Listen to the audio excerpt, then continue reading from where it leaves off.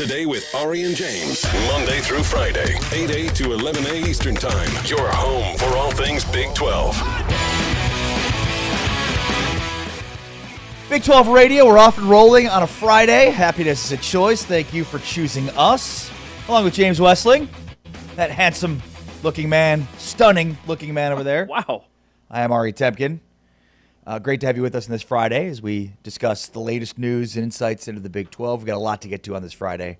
On what is a wet Friday here in the DFW Metroplex, which will turn into a freezing cold Friday. So pretty good chance that we will not be in this incredible studio on Monday. We'll see.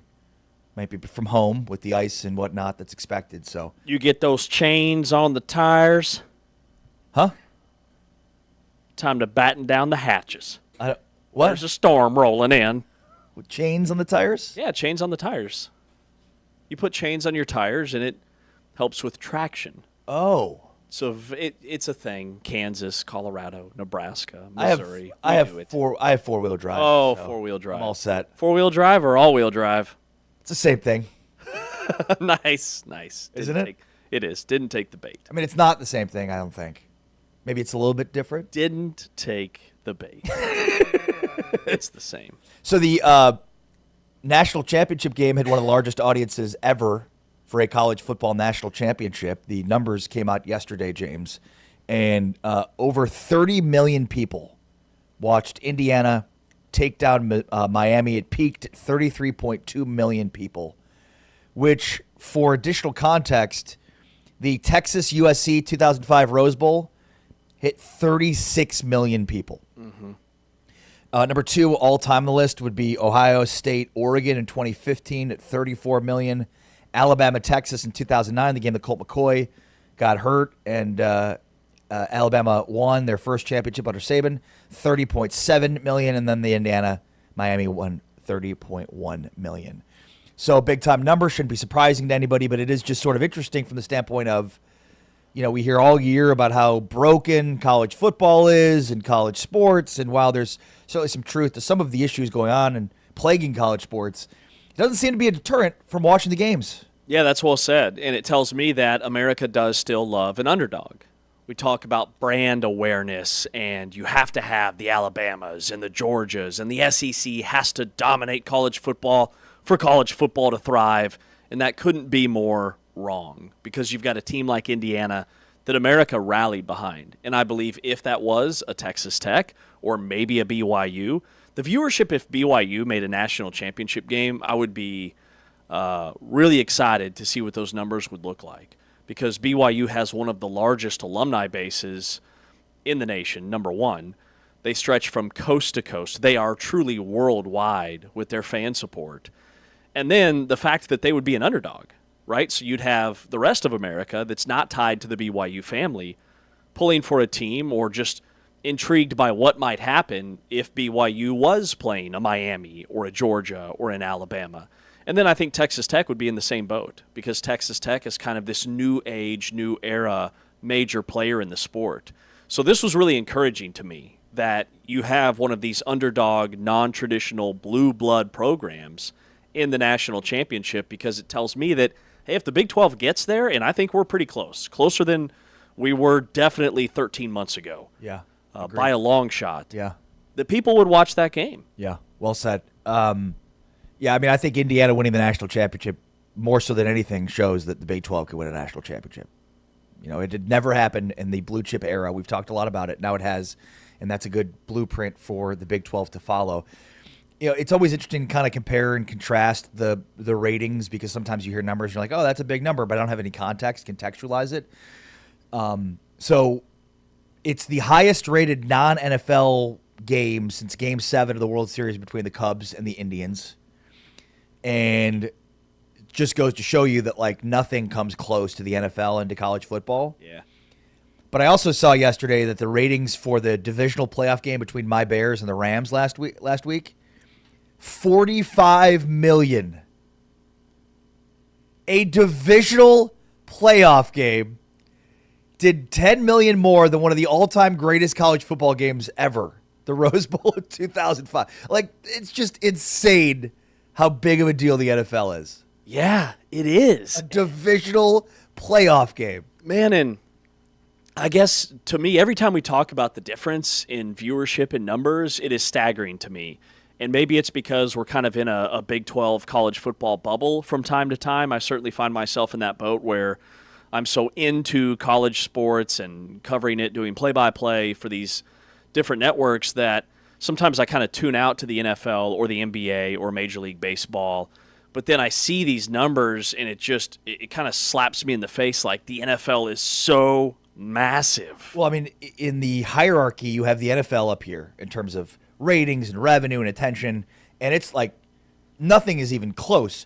But let's just call that tier 1. Tier 2 would be college football. I mean, it's routinely hitting 30+ million in terms of viewership for the national championship. The playoff does well. We'll see when, pretty soon we'll have they do like this yearly, like the most watched events, 100 most watched events on TV and in the year, and most of those are NFL football games. So we'll see kind of where the other college football games fall there. But then, like, when they release the 100 most watched events of the last year, like Major League Baseball games, the NBA playoffs, none of those ever get close to anything close. So it's like NFL up here at the top, college football in the second tier, and then like everything else just falls in line. Yeah. I mean, we love football. It is America's sport. It is the granddaddy of them all. And the other nugget that you mentioned with the Texas USC national championship game back in 2005, just to see this game even in the same conversation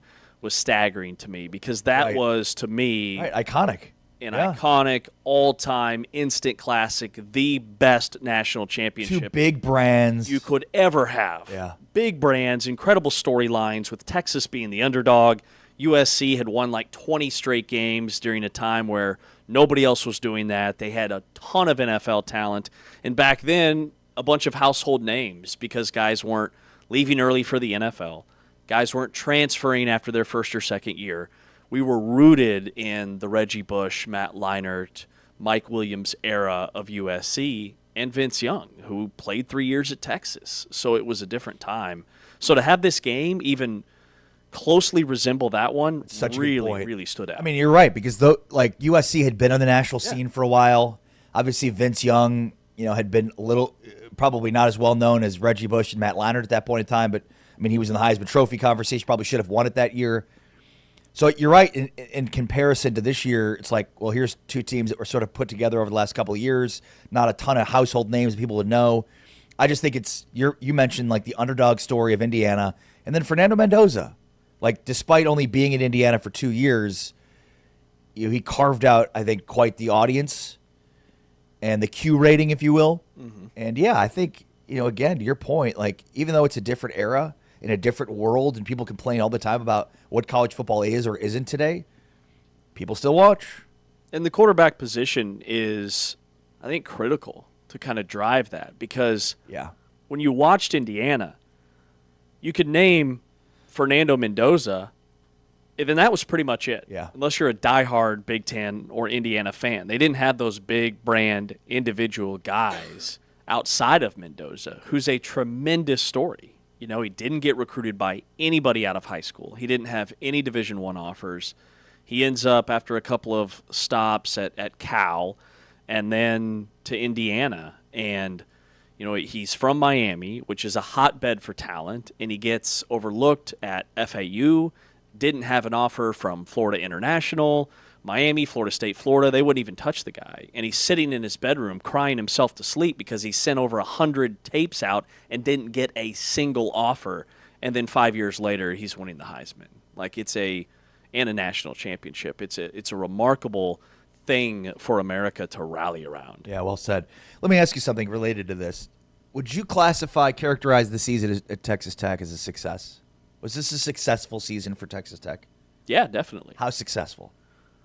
I mean, they made the college football playoff. They won a Big 12 championship. They had a bye. I measure success based off of preseason expectations. That's kind of just my general litmus test. And they hit myself, those expectations. and they nailed it. Yeah. And they crushed it out of the park. They weren't even a preseason top 25 team, They were a team that was supposed to be in the conversation for a Big 12 championship, and I picked them to win it before the year, but most people liked Kansas State or Utah or BYU or even Iowa State, who was there last year. So we didn't know how this was going to turn out. It was a smashing success. Yeah, no, totally. Well, the reason I bring this up is because the other day we talked about the final SP Plus rankings from Bill Connolly, and Texas Tech was third on that.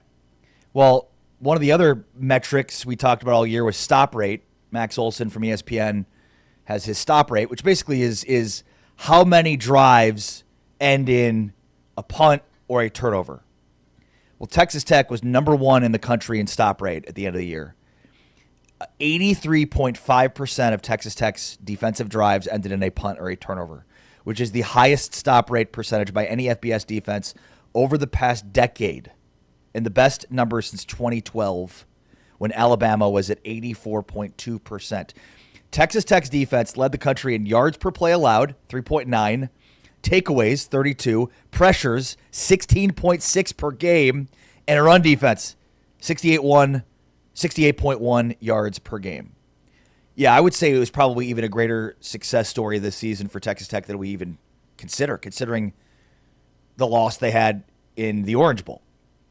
But like that loss notwithstanding, to not define an entire season, Texas Tech played how many football games? 15?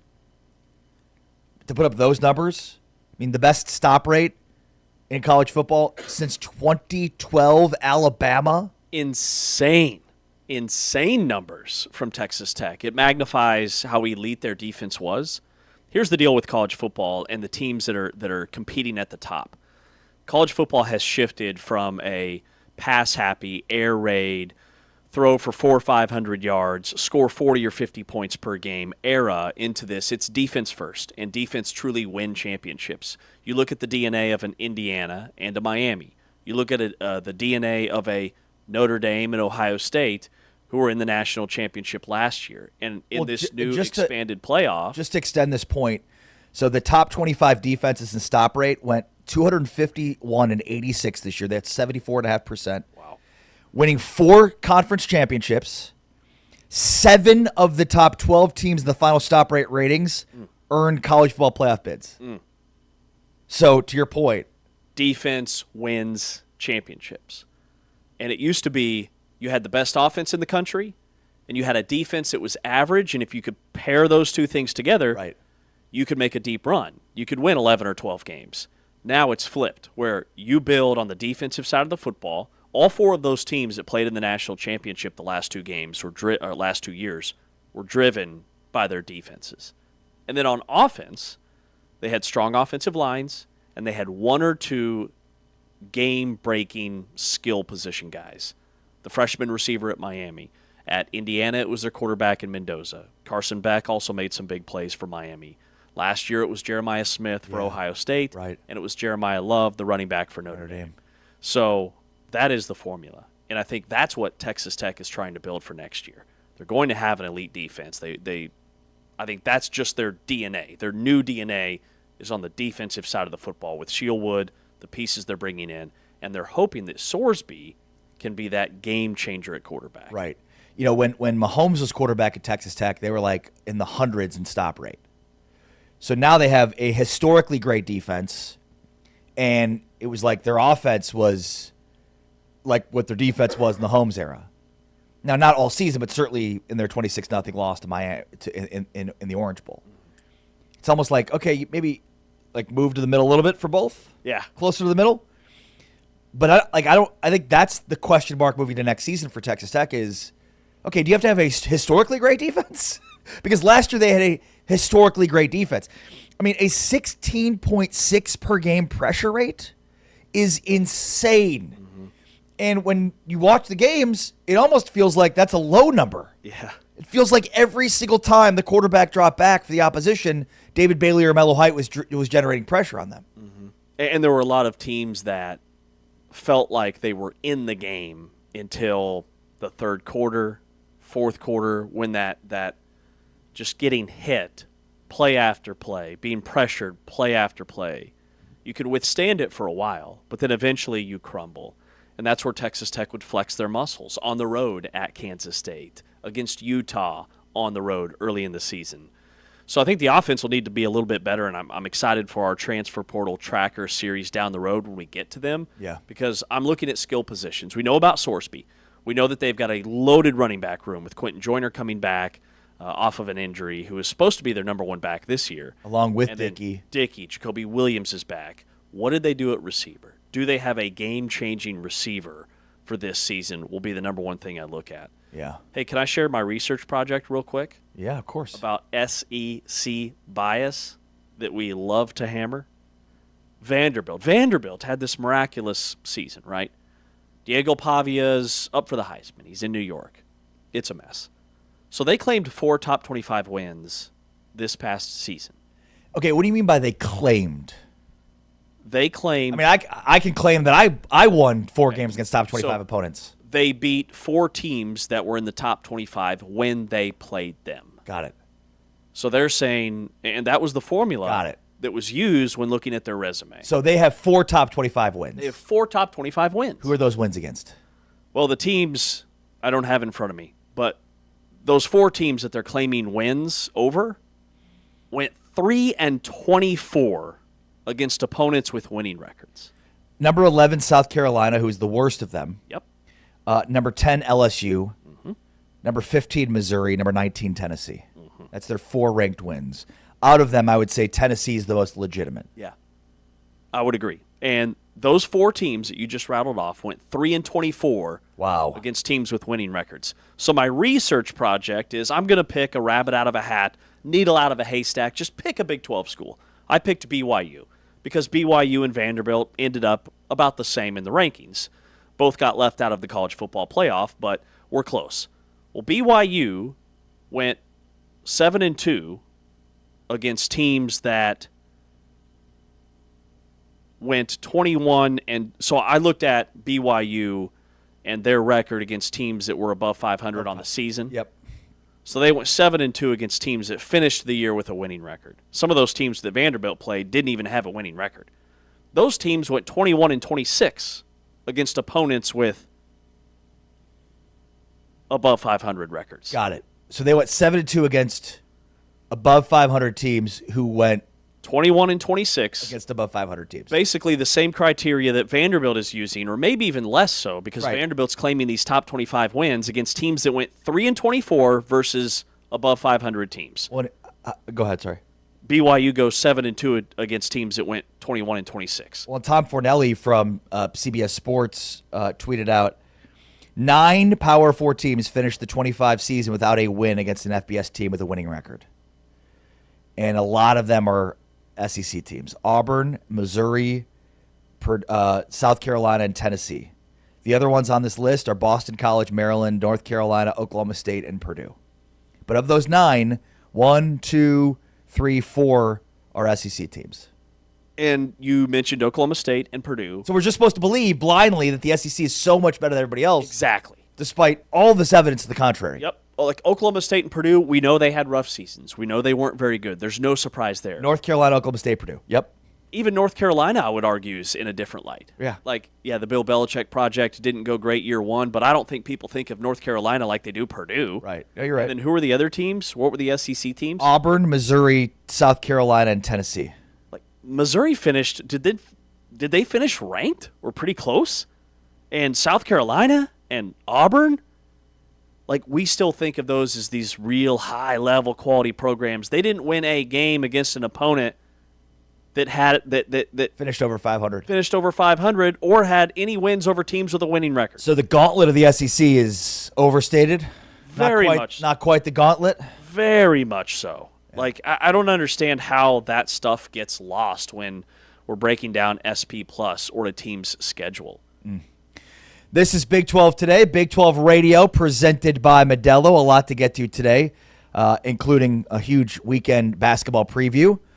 Plus, one of the biggest stories in college basketball. We explain it as easily as we possibly can. And in our transfer portal tracker, portal season updates, We're talking Cincinnati football. That's all coming up. This is Big 12 Today with James Westling. I'm Ari Tepkin. We're presented by Modelo, heard on TuneIn, watched on Big 12 Studios. Here are the top plays from this week's Player of the Week.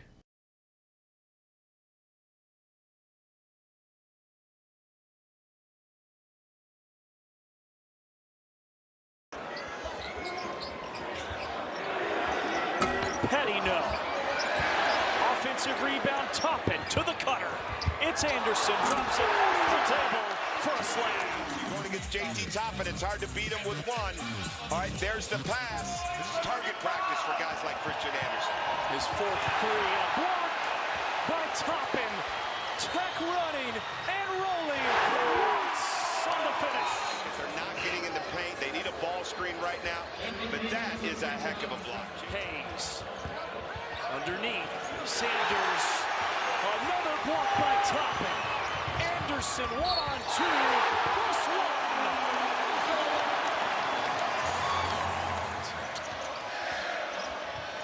The slip. Another block. He has been a monster down low. Anderson missed. Tippin is there. Trailing on the play.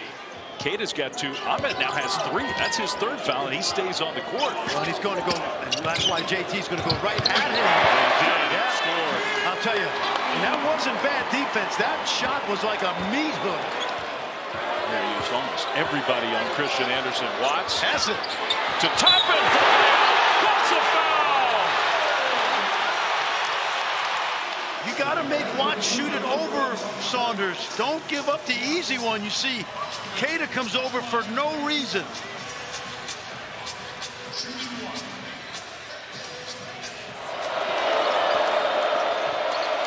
Bonso's going to cross over, get in the lane, and the shot blocked by Toppin. Wow.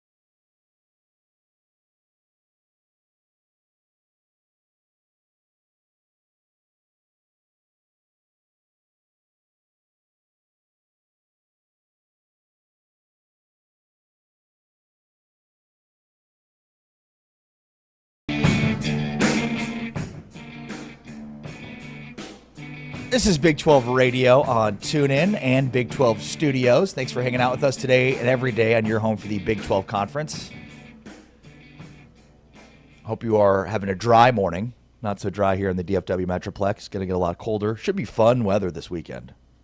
We've got like a bunch of snow gear. My wife's been on the prowl for snow pants and jackets, and she bought like sleds and gloves, and I mean, we're ready for the snowpocalypse. I was going to say, I couldn't tell if you were being sarcastic or if you were truly excited about it. Yeah, why not? I think there's pros and cons. I'm excited for a very cozy weekend. Very cozy. See, I knew you'd enjoy that part of it. That's it.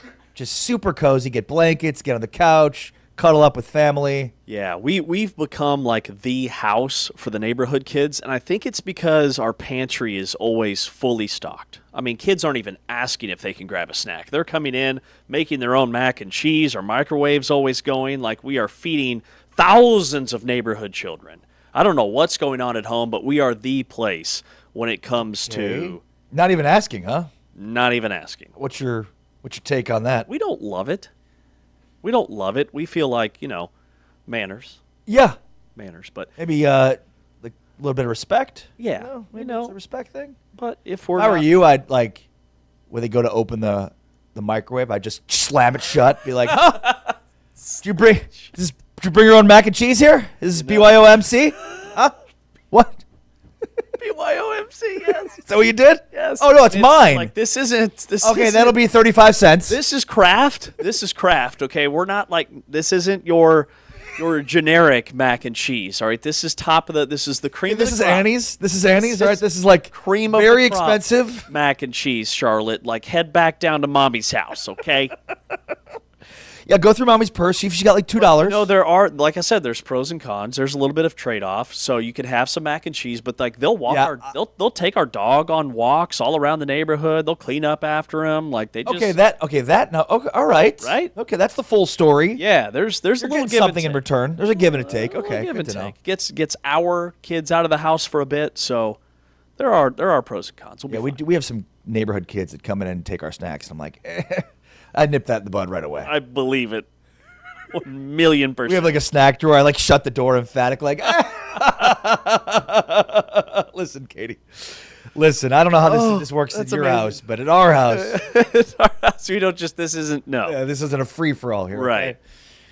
Yeah. Totally. Got to lay down the law. With James Westling, I'm Ari Tepkin. A big basketball weekend, including a fantastic Saturday matchup that has gone from a Saturday night game to a Saturday day game because of the impending inclement weather in Texas and the South. The Texas Tech Houston game in Lubbock has been moved, and you should note this, of course, because we have this as part of our Big 12 game of the week, which is now Houston at Texas Tech tomorrow at 1 o'clock Central, which means the ESPN College game day on site should start at 9 a.m. Central in the morning with tip-off at 1 o'clock. So instead of I think it was a 5:30 tip, it's going to be a 1 o'clock tip from United Supermarkets Arena in Lubbock. Yeah, they were going to go at 5:30, moving it up to 1. The students have not been allowed to camp out because they don't want anybody dying of hypothermia. So I'm in favor of that. It's not going to keep that place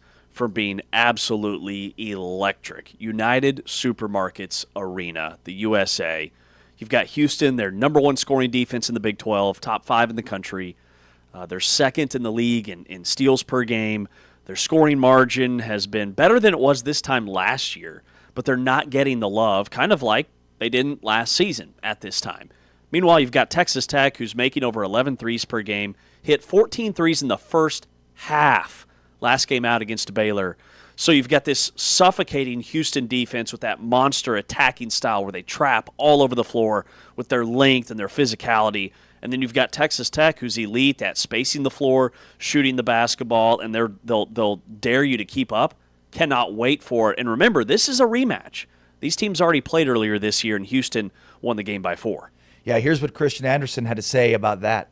That we got to be super, super detailed on how we played when we played on Saturday, and we got a home game, so it's going to be sold-out crowd in front of our fans, and it's kind of going to be a revenge game, so we're going to try to come out blazing. revenge game. Yeah, Texas Tech wants this one bad. I mean, this is the game you circle on the calendar if you're Texas Tech the rest of the way. And I'm sure, they've got games coming up at some point against Kansas and Arizona, but this is kind of one of those budding rivalries that Scott Draper, when he was talking about the Big 12 football schedule live on the show yesterday, talked about developing some of these new rivalries in the Big 12. And I look at this on the basketball side, Houston, Texas Tech is maybe becoming that, if it hasn't already. When you think about what happened last year, down to the wire this year, it is going to be fire in Lubbock. Correct me if I'm wrong. The last Big 12 game that Houston lost was to Texas Tech. Correct. And I believe it was in Lubbock. It was in Houston. You're right. Yep. It was Houston's won like 47 of their last 48 at home. Right. And the only loss was last year against Texas Tech, a game in which JT Toppin got ejected. Grant McCaslin got ejected. At the first media timeout, it was bananas. It goes into overtime. Texas Tech somehow wins that game on the road. I expect Texas Tech to win this game on Saturday. Really? I do. Here's what Kelvin Sampson said about Texas Tech. I think he's the most efficient basketball player in the country. Talking about JT Toppin. There's no one more efficient. Everybody tries to take his right shoulder away. He's going to still go 11 for 16 or 10 for 15. He takes shots he can make. He's added the three-point shot to his arsenal, which makes him dangerous. I just love the way the kid plays. He plays with great focus. He doesn't have any highs or lows. He's a great teammate. You can trust him in big games and big moments. And no matter what team is playing against him, everything starts with what's your plan on Toppin. And I've yet to see anybody come close to stopping him. I mean, it's a tall order to stop who might be the best player in the Big 12, even among all these NBA-ready top 5 freshman draft picks for the upcoming NBA draft. JT Toppin was the Big 12 Player of the Year last year. It's like everybody forgot about him this year because Texas Tech lost a couple games in the non-conference when they had no bench and were missing even a couple of key starters in those games. But JT Toppin has added 16 pounds of muscle from last season to this season. So he looks thin and wiry, but you see him in person, and he's bulked up a ton. So he can absorb even more contact than he could a season ago. He's strong enough and he's long enough to get any look he wants on the floor. And then he does all the little things that coaches love. Like he is an elite screener. He's the best screener on Texas Tech's team. So the pick and roll game is always there. He's an underrated passer. You double him in the post, he's long enough and he's quick enough to make any pass on the floor, and that's why Texas Tech hits so many threes. It's all inside-out basketball. It's all Toppin gets a touch, and maybe he doesn't directly get the assist, but he gets a hockey assist because they swing it around and it leads to an open shooter. Another big game this weekend is West Virginia visiting Arizona. Arizona looking to stay undefeated. West Virginia, as we've talked about, a surprising 13-6, 4-2 in the Big 12 so far. But a tough test as they go across the country to take on Arizona. Here's what Tommy Lloyd said on a recurring question that comes up, which is, can Arizona reach their goals of winning a national championship without being a quality three-point shooting team? You know, I would have to see how a team's going to defend us just to force us to shoot a bunch of threes. Like, I mean, I know this. If our guys are standing in the gym by themselves, they make threes. So are you just not going to guard the whole team? I don't know. And put 5 guys in the paint? I don't know, because there's also this thing called transition, and you have to score on us, and you have to rebound on us. You know, so there's so many factors that go into it. And I know isolating that single variable is so easy to do, and get fixated on. But there's a lot of components that go into winning a basketball game. I'm watching a lot of college basketball, and I'll see at the end of the game like, wow, that's a really good team. Oh, they're 6 for 27 from 3, and they're winning a really big game. So it's just game by game a little bit. Now, do I want to go 3 for 13 every day? No. But I'm not going to get hung up on it because, I thought we had a few good looks today. I thought Yvonne had a few good looks. He can knock 1 or 2 down, and just got to hang with it. But, to get 28 free throws and, 48 points in the paint, man, that's a heavy load to play against. Yeah, and I obviously this is something we talked to Tommy about. Even last year they had the best offense, the Big 12, without being a quality 3-point shooting team. And I say quality, like they're still, like they're 36% from three as a team. They average 17 attempts per game. But to Tommy's point there, and I, having talked to him about this before, understand his answer. I could have told you what his answer might be even without hearing it, which is like that's one variable. It's isolating one variable. There's so many other variables that go into games. And by the way, they've won 19 of the 19 basketball games they played so far by winning in the paint, rebounding. And that's not easy to do to force them out of that. It's not as if like people aren't watching film on them to see how to take them out of their game and trying to stop it. Like teams are trying to stop what they're doing and successful at it, they still can't do it. You're totally right. And if teams want to guard the arc, they're going to destroy you in the paint. They have 7 guys that average over 8.7 points per game. Their 8th guy is their best 3-point shooter, a freshman, Dwayne Aristode, who only plays 15 minutes a game, and he's second on the team in made threes with 23, and he shoots 49% from 3. Like this whole narrative that they can't shoot threes is frankly wrong. They're top 50 in the country in 3-point field goal percentage when they do shoot threes. And yeah, you watch them at a shoot-around, they knock them down. Braden Burries is a very capable 3-point shooter. Their point guard, Jaden Bradley, shoots 45% from 3. If he had taken enough threes, he'd be top 5 in the league in 3-point field goal percentage. He just doesn't take a lot of threes because he can get to the rim or they get to the foul line. That's the other thing that we should highlight more than their lack of threes is that they have made, not attempted, they have made almost 200 more free throws on the season than their opponents. So almost 10 more per game at the foul line because they're so big and strong and physical. And you think of a team that shoots a lot of threes as finesse and quick. And so a team that doesn't shoot a lot of threes, well, they must just lumber up and down the floor. They have no foot speed. Totally wrong. Arizona's one of the quickest, most athletic teams I've ever seen. Yeah. And that's why they're 19-0. A couple of rivalry games tomorrow as well as Utah plays BYU in Provo and Kansas State at Bramlage Coliseum. Darren Peterson, during Kansas's last game against Colorado, sprained his ankle. Here's what Bill Self said about Darren Peterson's injury and whether or not he's going to play against Kansas State. I don't know yet. He's getting treatment. And, he's got a pretty severe ankle sprain, but fortunately that's all it is a sprain. So hopefully he'll be able to go and play, but we're not at a point where we can make a decision on that yet.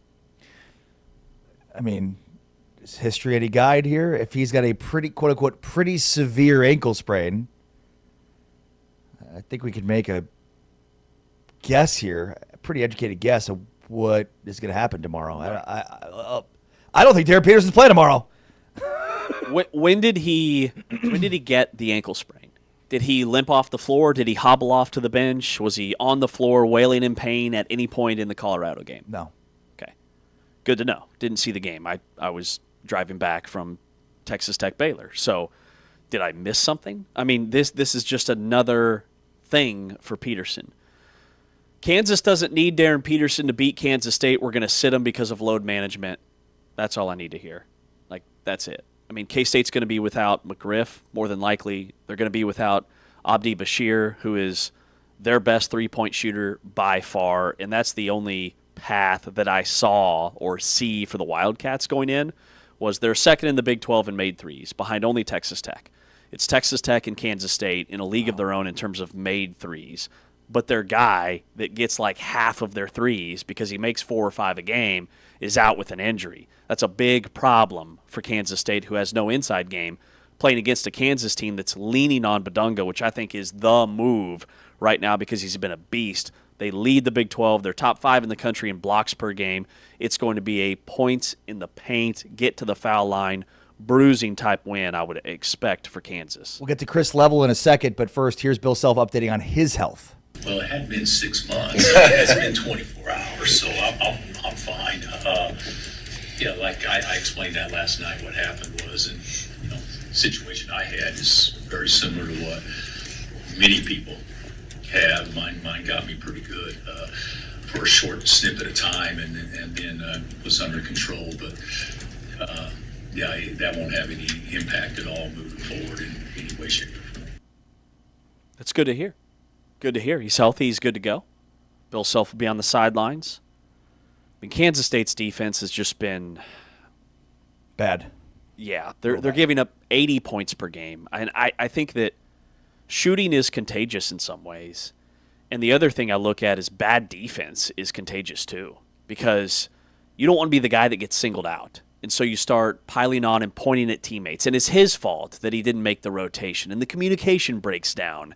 And that's what I see with a team like K-State, because offensively, like, they're there. They've got pieces. But defensively, they are really struggling to slow people down. That's James Westling, Amari Tepkin. More on the Texas Tech-Houston game with our buddy Chris Level from the Texas Tech Red Raider Radio Network. With James Amari, it's Big 12 Today, powered by Modelo, heard on TuneIn and watched on Big 12 Studios. Here are the top plays from this week's Newcomer of the Week.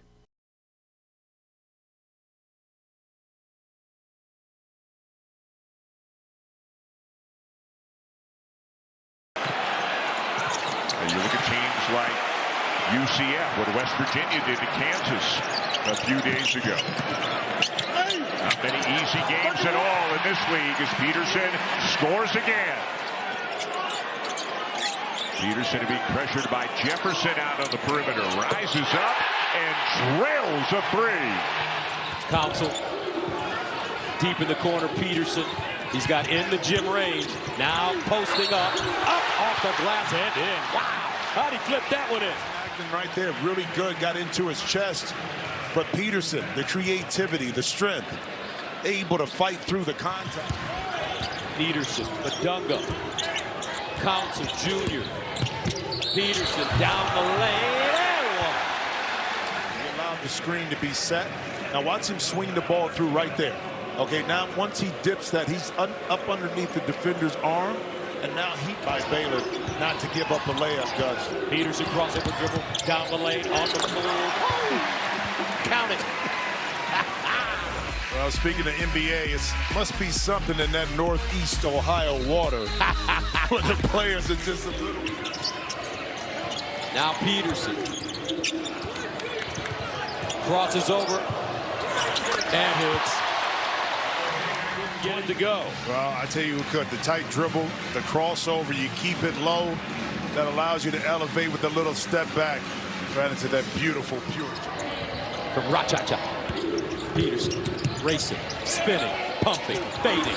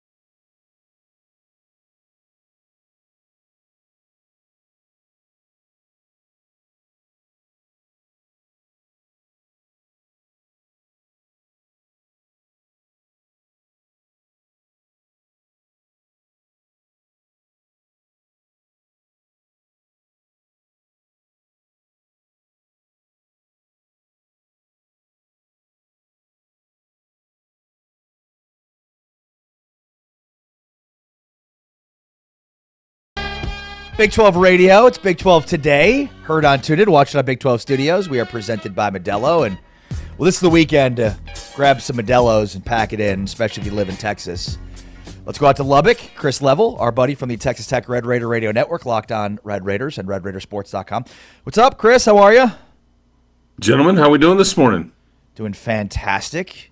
Excited about Texas Tech Houston. I believe the last loss for Houston in the Big 12 was to Texas Tech in a crazy game we were just recapping in Houston. But this game's been moved up due to the weather. So what's the forecast here for Lubbock over these next 24 hours? Well, they say about the Big 12 in general, because it's such a tough league. You're either coming out of a storm, you're in the middle of a storm, or you're heading into a storm. Yes. And I mean, and this is the case literally and figuratively here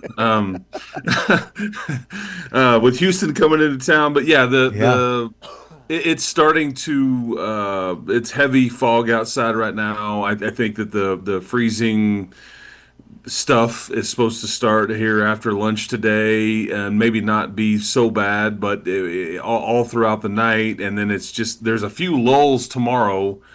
So I think that the heaviest stuff is predicted to come down between 4 and 7 o'clock tomorrow afternoon, which would have been right when everybody was right there in that arena had the game been stayed. So I think they're trying to get that game done. And I don't know what all it takes to move a game time in the Big 12 these days with TV, and you got game day here, and you got I just don't know what all it's not. There's a lot to it. I would say that, but I'm glad they did it. I think you may get more people here at the game because of the earlier time. Because I don't think anybody wants to be driving home in the dark and all that stuff, especially with what it's predicted to do. But anyway, it should be a monster game, and I hope the weather doesn't take away from it at all. And Houston may end up just basically staying here Saturday night and kind of venturing their way to Fort Worth, who they play on Wednesday night, and may never go back to Houston because of all this weather. Yeah, and that might be the best move for them, definitely. That Baylor game for Texas Tech earlier this week, I think somebody told me before the game the line was only like 1.5 points, and Texas Tech blitzed Baylor with 14 threes in the first half, finished with 17. That was – I have never seen a shooting performance like that. What was your number one takeaway from that game? Yeah, James, you were watching bombs away from across the court from where I was. That's what Ken Palm had that predicted as I think a 1-point Texas Tech win. I was, from a Tech side of it, I was concerned about that game going in. You figure Baylor has talent, they're just not connected yet, and they're not. I think they're trying to figure out what they are and who they are, especially on defense. I figured they would be very desperate just because of a 1-4 start. They're kind of running out of time to kind of get the ship righted. And, right. Obviously there's the mentor and the mentee aspect with Scott Drew and Grant McCaslin. But, yeah, man, Donovan Atwell and Christian Anderson. When you say that you've never seen a shooting performance like that before, I've seen it twice this season. I mean, it's just that's what this group does. And Scott Drew, they made the decision – it's like you pick your poison on how to guard these guys, right. But poison will kill you either way because you decide to double and triple JT Toppin. He makes the right play. They hit threes. They decide in the second half, okay, we've seen enough of that. We're going to guard these three-point shooters and leave JT in a one-on-one situation in the post. And at that point, JT ended up going for like 22 points. So he kind of did his thing and scored on a bunch of possessions. So anyway, I wasn't expecting you to win like that. I think you were that was a kind of a trap game, if you will, but very impressive performance by Christian Anderson, Donovan Atwell, and the rest of those guys. Yeah, I mean, and to your point, it's going to take a team that can play top end straight up and still defend the perimeter to really give Tech issues on offense. Is defense an issue for Tech? Do you see areas that they can improve? What would be the flaw here that might concern you as this team's on a good roll right now? Defense was a problem. They have gotten a lot better. I think they have like last year, they have progressed. They've gotten a lot better. They understand scouting reports better. Ball screen coverage is better. The play hard factor is better.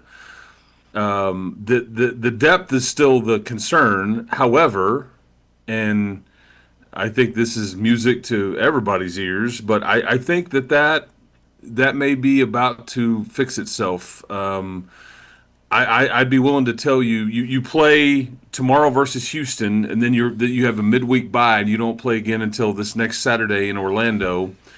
And I believe that either tomorrow or next Saturday that you'll see either one or both of Josiah Mosley and Luke Bamboye, which these were two of your bigger portal additions in the offseason, and there was a lot expected. Mosley 6'8", from Round Rock, big-time recruit, spent last year at Villanova, hasn't played a minute this year, and he may be the one that's closer. I wouldn't be surprised at all if they keep warming up in these games before the game, and then right before the team goes in the very last minute, they'll change out of their uniform and all that. But so this has been a ramp up, but I think Mosley may in fact debut tomorrow. We'll see. Maybe it won't be till next Saturday, but I bet Bamboye is on the same track. So that would absolutely help JT and just the rotation and just more size, all of it. And then you've still got hopefully 2 months of your season left to kind of acclimate these guys into to a normal role. Yeah, that would be massive for Texas Tech, especially Mosley, sophomore transfer from Villanova, where he was a productive player off the bench for them and was really good in high school. Take us back to the first matchup. Like, this game is so early in the year that I think people forget that Texas Tech and Houston have already played this season. Houston won a close one by 4, but what does Texas Tech have to do better this second time around? Yeah, I hate that these two that you're playing this team twice, and it's basically within a span of like two and a half, 3 weeks. So shocker, Houston's really good on defense. I know, breaking news. They basically that'll be the chess match in this game. As soon as Christian Anderson would cross half court with the ball, you had Milo Suzan and then Joseph Tugler just basically trapped him. They put 2 on the ball. And essentially, it's the greatest compliment Christian Anderson could ever receive, is that one of the best defensive coaches in the country, with arguably the best defensive team in the country, or one of, basically said, you're not going to get to be a part of the game today. We're taking the ball out of your hands, and somebody else is going to have to beat us. Now, Kelvin Sampson would say, that's what we tried to do that, but Jalen Petty made 4 threes, and we couldn't stop Toppin. But their focus was 1,000% on Christian Anderson, and they did a phenomenal job. I mean, I think he had 4 points until the very last second of the game, and he heaved up a 3. He was like 2 of 11 from the field. Now, Christian, he did assist on several baskets, but how does Texas Tech adjust to that? Like, how do they execute what the outlet is or where their spacing is? Because, I mean, I just think Christian Anderson's going to see a double team, which you don't see that with the point guard much, but that's what they rolled with. And JT Toppin was catching the ball way outside the arc, and good defenses don't let you run what you want to run on offense. That's just how it works. And Houston, so I'll be interested to see what Texas Tech does to counter a lot of that. But yet it was still a 4-point game. Yeah, well said. Want to get a football question in before I let you go, Chris. And we talked about in the first segment, how to sort of view this season for Texas Tech. And from our vantage point, as an overwhelming success, regardless of the Orange Bowl outcome. The SP Plus final ratings came out. They were 3rd. They had a historic defensive season based on stop rate, the highest stop rate percentage in college football since 2012.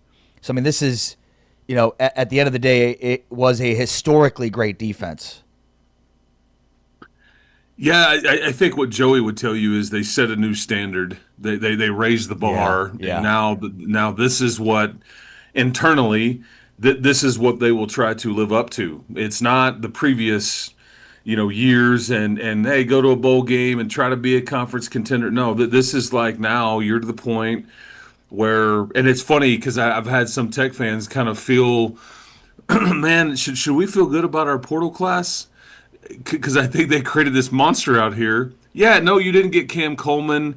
You didn't get a few other like high profile guys that you wanted. You did really well. Brennan Sorsby is a Heisman Trophy candidate, and he will never have played around the group that he's about to play around. Austin Romaine, I mean, James knows this. Austin Romaine will fit very well in that linebacking group. They added all conference type defensive linemen, like 5 or 6 of them.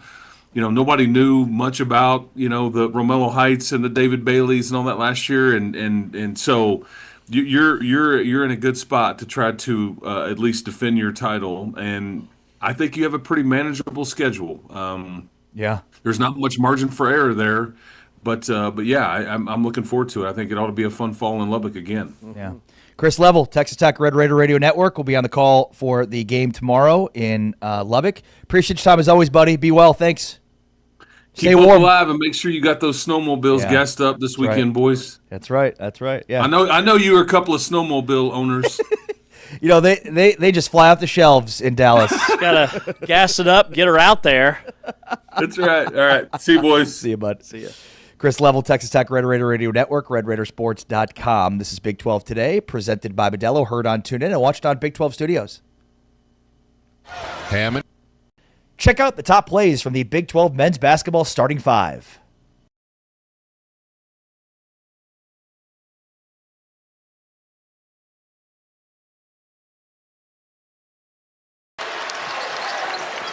Bradley quickly into the opposing paint, and he hits his first shot. Bradley with the finger roll. When they move the ball, they are getting good shots against a top 5 defense in the country. Bradley, step back jumper, he hits. I agree 100%. And Pig Johnson's got to continue to play smart, no turnovers and no forced shots either. They take it on Jop, and Jaden Bradley able to rattle it through. He gets into double figures now to go along with double-digit rebounds. I trust Bradley, too. Bradley fades. Bradley, he hits. This team is legit. Here's Bradley, 3rd year with the Wildcats, and he goes off the window to open their score. He still can't find the bottom of the bucket. Stillwell scoreless in this game. Bradley, yes sir, off the window. Showing us why he's one of the most dynamic point guards in the country. End-to-end speed. You better stop him, because if you don't, you'll get a bucket. So that's what refusing it means. Yes. Don't use it, but refuse it. And Bradley, off the inbounds, rattles one home. He has 8. That one blocked away. And it's a foot race the other way. Bradley gets the and one with the foul on Cambridge. Now. Well, Rich, good defense leads to easy offense. Jaden Bradley, full speed and one.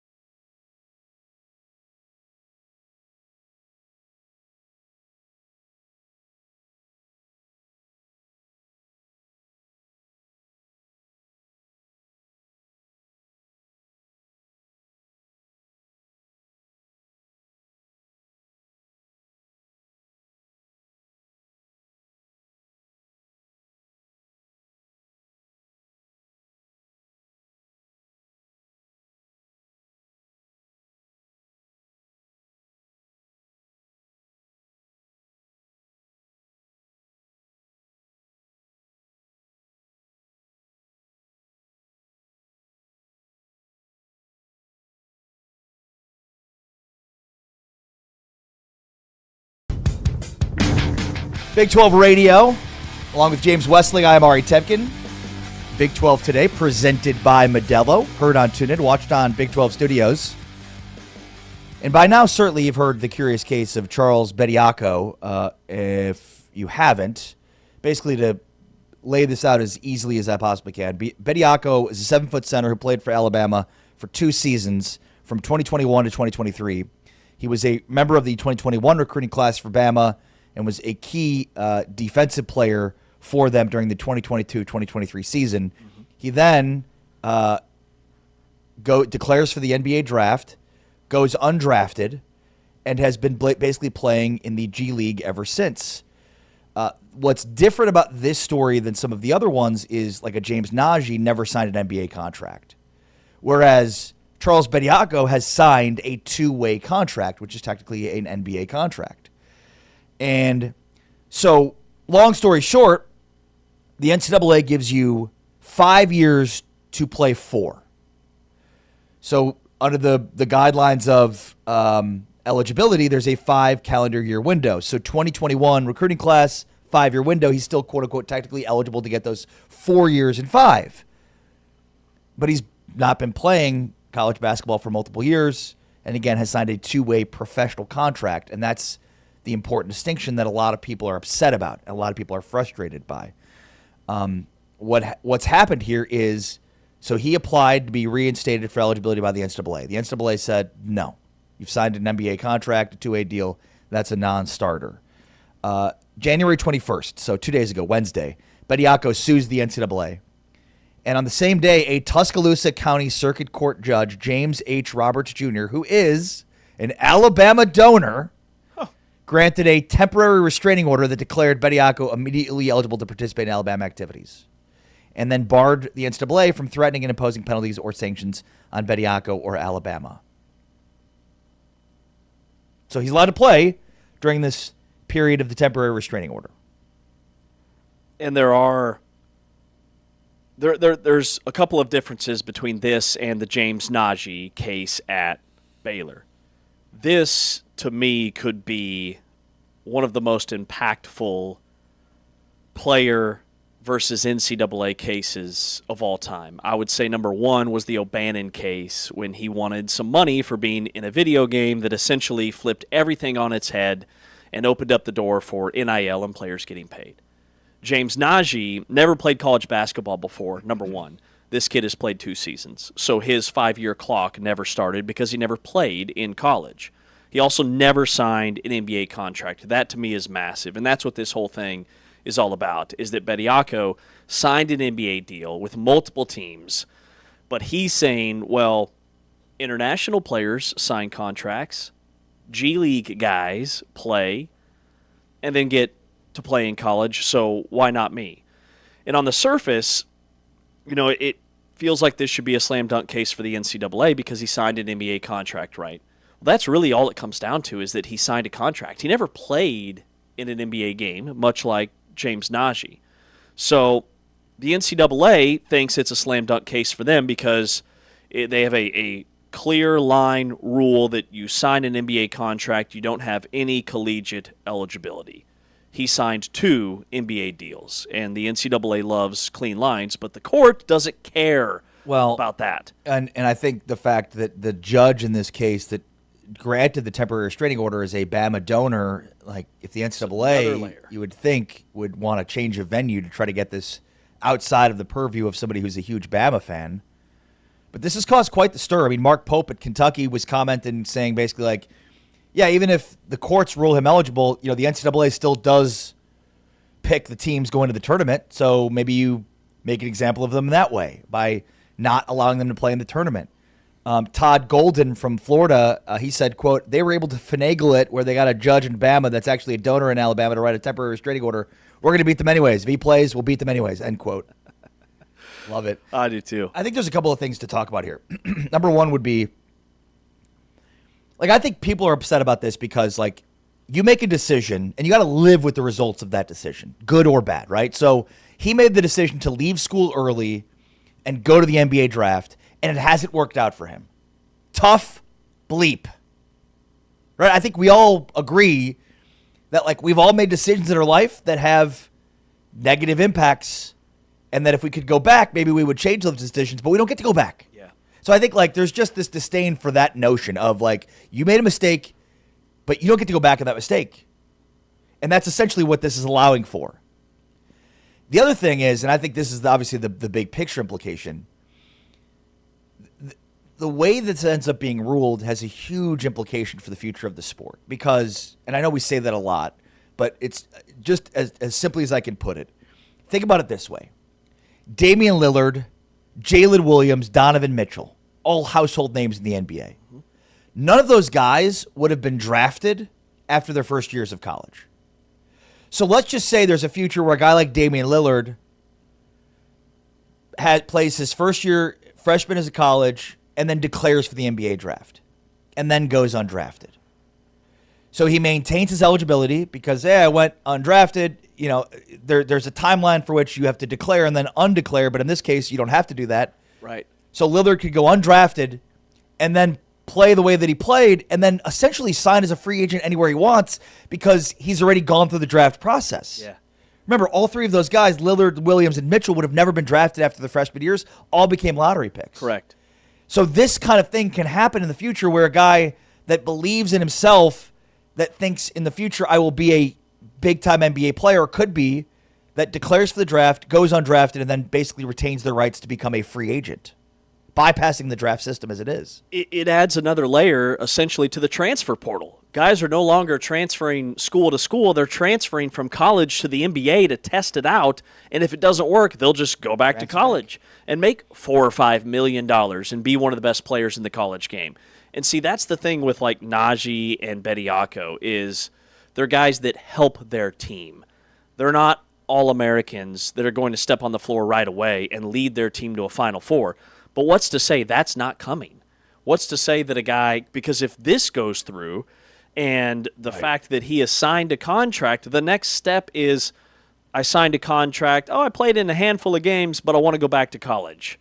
It opens up that possibility for that to be granted. And the NCAA is going to argue that they're protecting amateurism within college sports, but the judge is going to look at these NIL deals and what exists there, that revenue sharing is a thing, that players are already employees essentially in practice, if not by their name alone. And, you know, with the result of this, and again, this is happening in season. Think about guys that could potentially declare for the NBA draft, go through the draft process, not get drafted where they want, and decide, I'm going to come back to college. And I think we're already going to see that with the James Najee case. Right. Like a guy gets drafted late in the second round, doesn't sign a contract, and knows he's eligible to go play in college next year.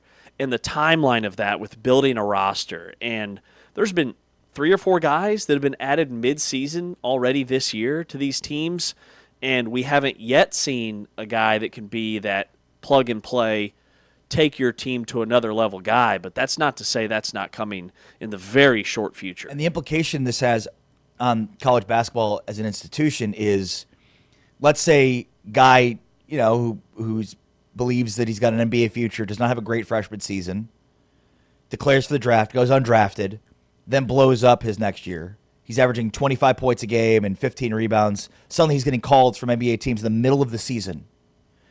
Hey, we'll pay you this much to come on over and play with us now. So in the middle of a season, and if you're at, 95% of the schools in college basketball, there's no way that you can give him the amount of money that he's going to want at that point in time that the NBA is going to give him, probably if you're 99.9% of most college basketball schools. So, think about it this way. Guy could leave in the middle of the year during a great season if he's gone undrafted and maintains his free agency and just leaves a team that he's been with all year and goes to the NBA. Every single school in this conference can easily come up with an example of a guy who left for the NBA too early. Yeah. And would have benefited and greatly helped their team by coming back for one more year.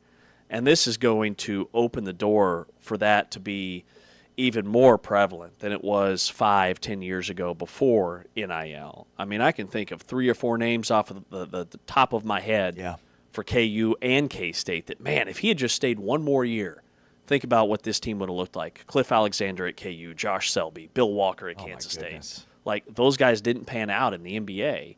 And they have to your point, they have to live with those decisions. They can go overseas. They can try to earn a very healthy living that way.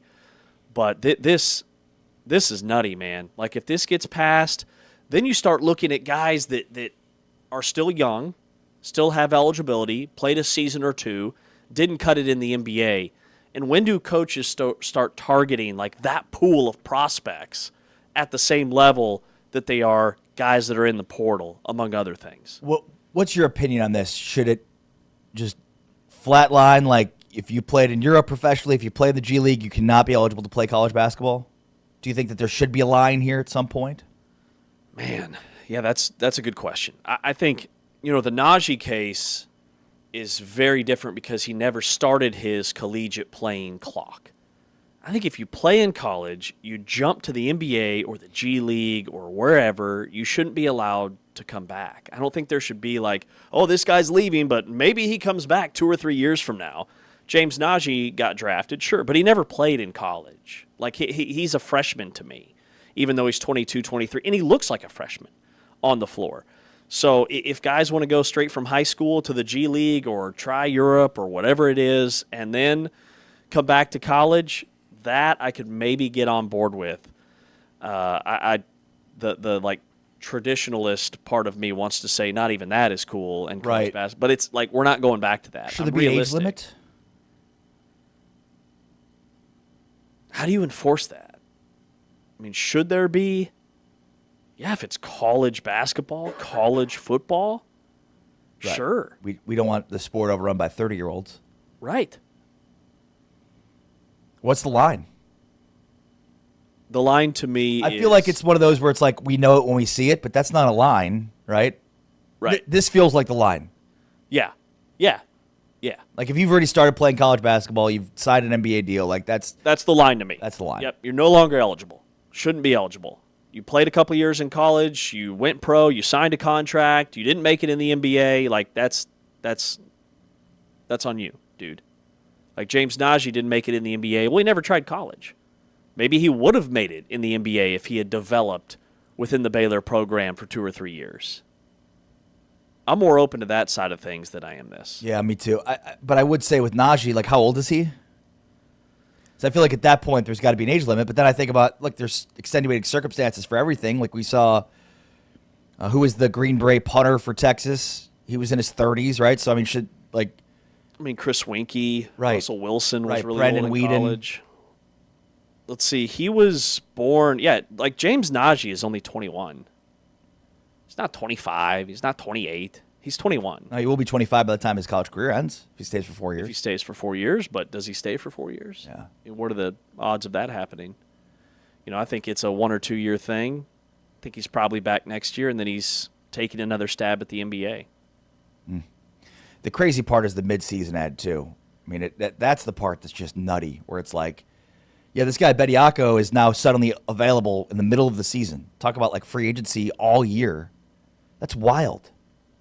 That's the part maybe that's more confusing or upsetting about it than anything else. Right. Is these mid-season roster acquisitions. Mm-hmm. You should not be allowed to do that. And James Najee, at least James Najee, joined the team during the holiday break, between semesters. Bediako's joining. The classes have already started at Alabama. It is turned the NCAA and student athlete, the student part of it, into a laughingstock. Joining at this point in the year because there's no academic piece to this whatsoever. Like, how many credit hours is he taking? Right? Is he taking any, like, golf? Ballroom dancing? Cooking classes? All right, so we agree it's hard to figure out where the line is, but there is a line. That line is probably most likely if you've already played college basketball and you've signed an NBA deal, then you probably should not be allowed to play. Or even, I'm in favor of if you signed an NBA contract, your eligibility is over. That is the line to me. What about a European contract? Man, that's tough because Where that gets blurry is European players sign a bunch of European contracts. But where it gets blurry is, what about a kid who played over here, born and raised, signs a European contract because he wants to see if he can work his way to the NBA, doesn't, and he wants to come back to college or play in college? Well, then what makes that any different than a guy that signed a professional contract over here in the States, right? So that's where it gets really tricky. And I love the European flavor of college basketball. I think it has made the game cleaner and better, and I'm here for it. But how do we do that? Yeah. Is it fair to say, well, you signed a contract in the United States? No, it's not going to cut it. Oh, you signed a contract in France? Sure, come on, let's play. Yeah, no, you're right. I mean, and that's, again, the tricky part of this. I think, like, everybody's in agreement of the outrage here, except for Alabama. And yet, it feels like to create a line, to generate where that line is, that's the tough part. Mm-hmm. That's the tough part. Mm-hmm. Because it feels like any type of line you try to create, there's, well, but what about this? What about that? What about the other? And again, like we've talked about it through this context, it's going to make the game better. Like, the better players, the higher competition, the better overall the sport is going to be. Correct. But if we get to the point where we're allowing this all across the board, like if this case goes through, to what Coach Cal was saying the other day, like it shrinks the pool of high school kids that get recruited. Sure, you have your 4 stars and your 5 stars, your top 100, 150 kids, they're going to be recruited. But when you get into the wheat, the 2, the 300s, the 3 stars, coaches are going to be targeting older players who have been playing professionally, even if they've already played in college, over those inexperienced developmental kids.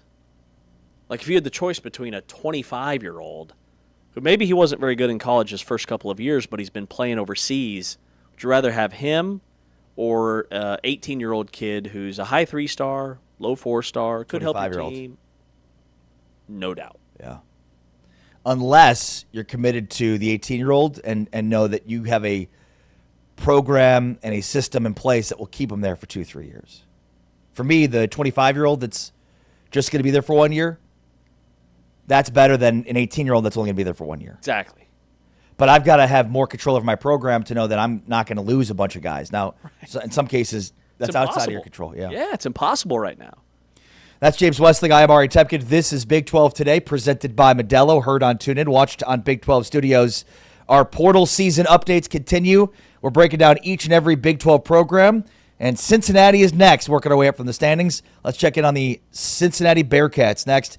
With James Westling, I'm Ari Tepkin. This is Big 12 Today, presented by Modelo. Heard on TuneIn, watched on Big 12 Studios. Check out the top plays from Big 12 men's basketball starting 5.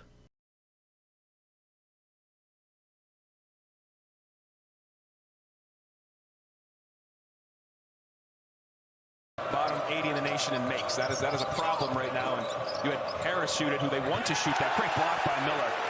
And Miller can, he's just not been able to knock him down today. That's the first possession of the game. Turnovers, 15 points off turnovers. One transfer in the team. He really gives them something. He's playing with that aggression right now. His teammates have to meet it. Whoa. Baba Miller from the rafters. Bench, are you mentally locked into the game? Absolutely. Okay, you know what they're going to do against this pressure. Baba catches the high post. I'm going to get to the short corner. You're going to dive back. Southpaw Johnson, an awkward-looking shot. A quick possession for Colorado, who hasn't scored in 2.5 minutes. The alley-oop to Miller. Dede Thomas delivers the assist. Miller's putting on a good finish by Baba. We're going to full line change. We're going 5 wide here for Cincinnati. Look at Dak just pushed off the block by Miller. Oh, and Miller sends it packing as the shot clock expires. This is an interesting role reversal, too, and offensively, of recent vintage. They've been very good moving the ball, player movement. Great block by Miller here. Next whistle for both teams will be in the bonus. The lob inside. Jizzle James connects with Baba Miller. It's an illustration of a team. Simple ball screen up top, back. There's not even a screen. Jumps, scoring, rebounding, and then you lose him. They were building a lot around him, and then he got hurt at the end of October. Celestine rips it away into the pocket of Jizzle. Baba Miller and one. By Jizzle James. I'm not sure what happened to Dak. He just lost his footing. I thought he was going to make this hard, but he just slipped. And then Baba. And this guy's got a 7-plus foot wingspan, 6'11". He's got great hands, great understanding, good touch. If he can consistently.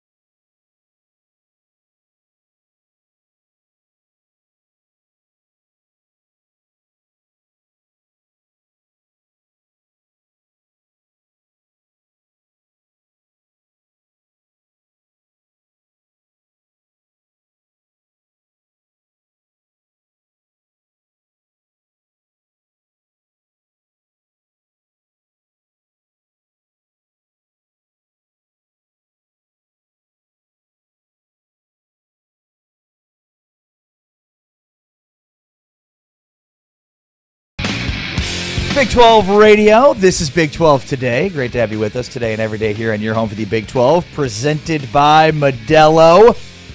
James Westling, Ari Tepkin, and all last week, all this week, we're breaking down each Big 12 team, sort of the initial offseason updates, if you will, as the portal window is closed. Now, players can still transfer in, but in terms of entering their name into the portal, that's no longer permitted.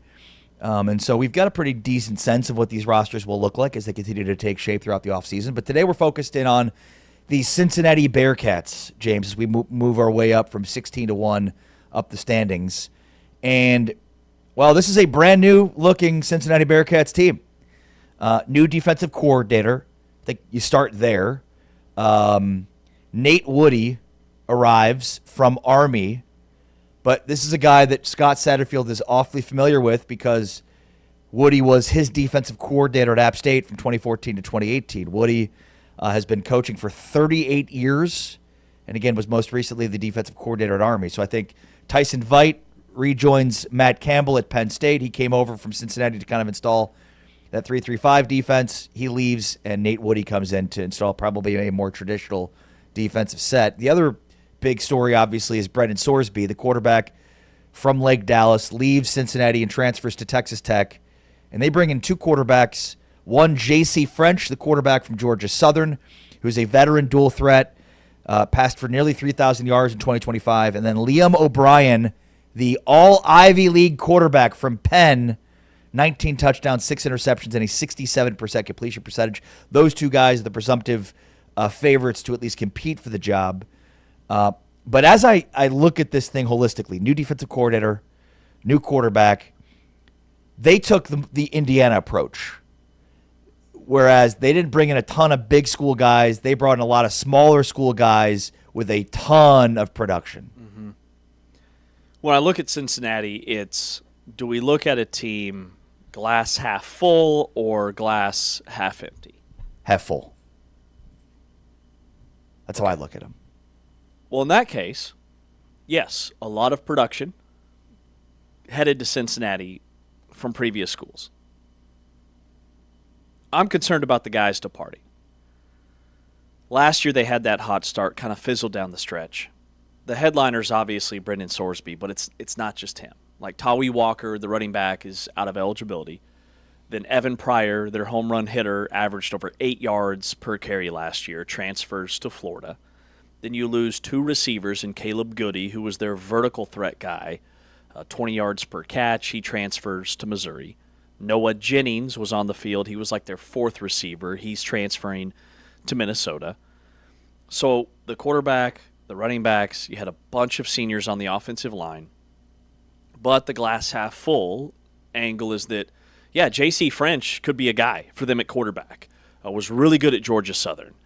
You mentioned some of his numbers. He's dual threat. He has kind of a Sorsby-type game to the way he plays, where he's a capable runner and is certainly dual threat, but he's probably a better passer than he is when he's taking off with the football. And then I like Zylan Perry, the running back at Louisiana, averaged over 5 yards per carry, had 8 touchdowns.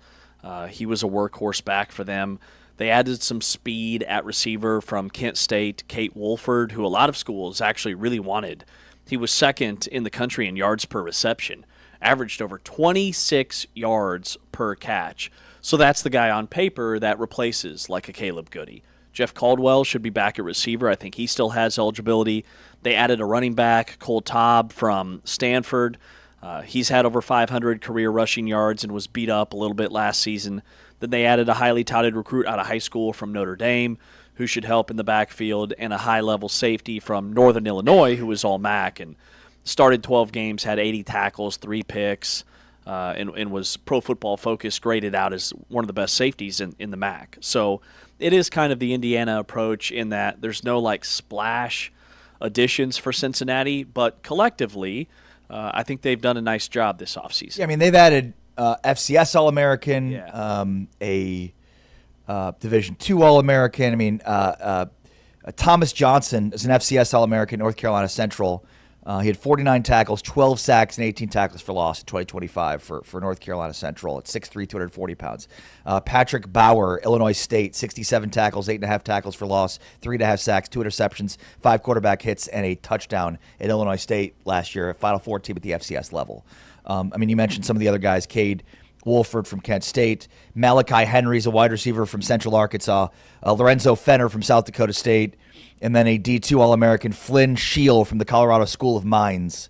And then the running back you didn't mention was Zylan Perry, averaged 5 yards a carry at 689 yards for Louisiana in 2025. So they went small school production over big school, big names.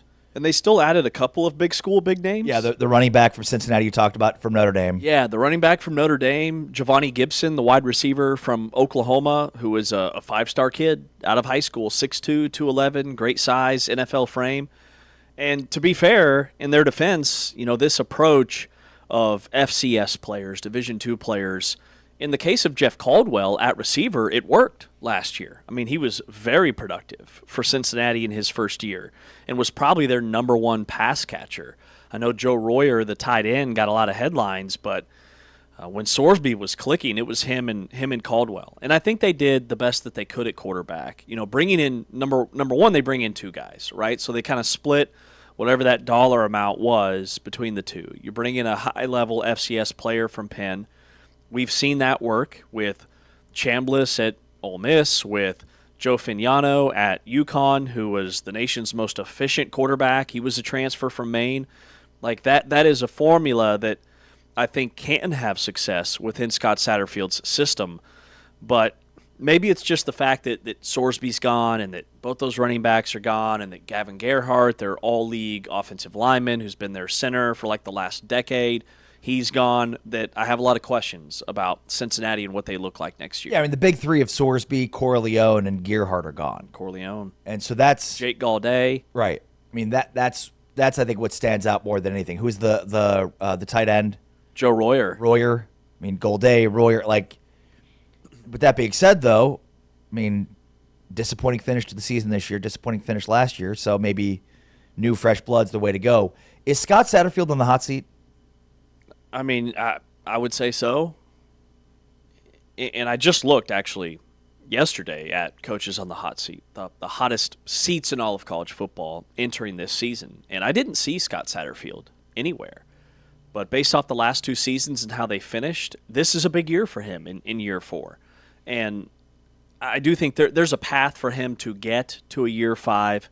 I think the bottom would really have to drop out for Cincinnati this season for him to get let go, because he has increased his win total every year that he's been there. They go from 3 to 5 to 7. Can they break through this year and win 8 or 9 games? It's an uphill battle, because what happened at the tail end of last year with that slide, my concern was, are the players dejected? Are they looking elsewhere? Is this going to result in a mass exodus of players? And that's exactly what happened with Cincinnati this offseason. They lost a lot of dudes. That's James Wesley. I'm Ari Tepkin. This is our portal season updates, our portal season preview, portal season discussion on the Cincinnati Bearcats. Coming up next, we visit on this topic with Scott Springer, who covers the Bearcats for the Cincinnati Enquirer. He joins us as we continue our discussion on Cincinnati. We talk with him about who the presumptive favorite is at quarterback, what production we're looking at wide receiver, and how much different this defense will be in. The question of all questions, which is Scott Satterfield on the hot seat? Scott Springer joins us next with James Amari. This is Big 12 Today on Big 12 Radio. We are presented by Modelo, heard on TuneIn, watched on Big 12 Studios. Check out the top plays from the Big 12 men's basketball starting 5.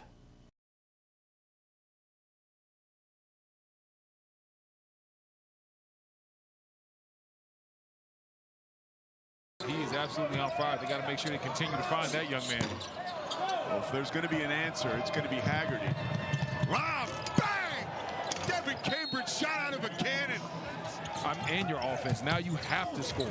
Castillo in traffic. Too hot for Buka to handle. Another turnover. Great pass by Cambridge. Chris Johnson takes advantage of the beautiful thread and puts it in. Shot clock at 4. Not the guy you want with the basketball. Another turnover for UCF. And Themis puts it in. A beautiful move. Transition. And then after the steal, Themis Folks does it himself and puts it in. UCF wants to trap that unfortunately passer in those situations. And Fumana throwing it down, but once again, Themis Folks with the excellent vision. Easy on the rim, big fella. 6'11", 250 from Montreal. They call it a Gortat screen.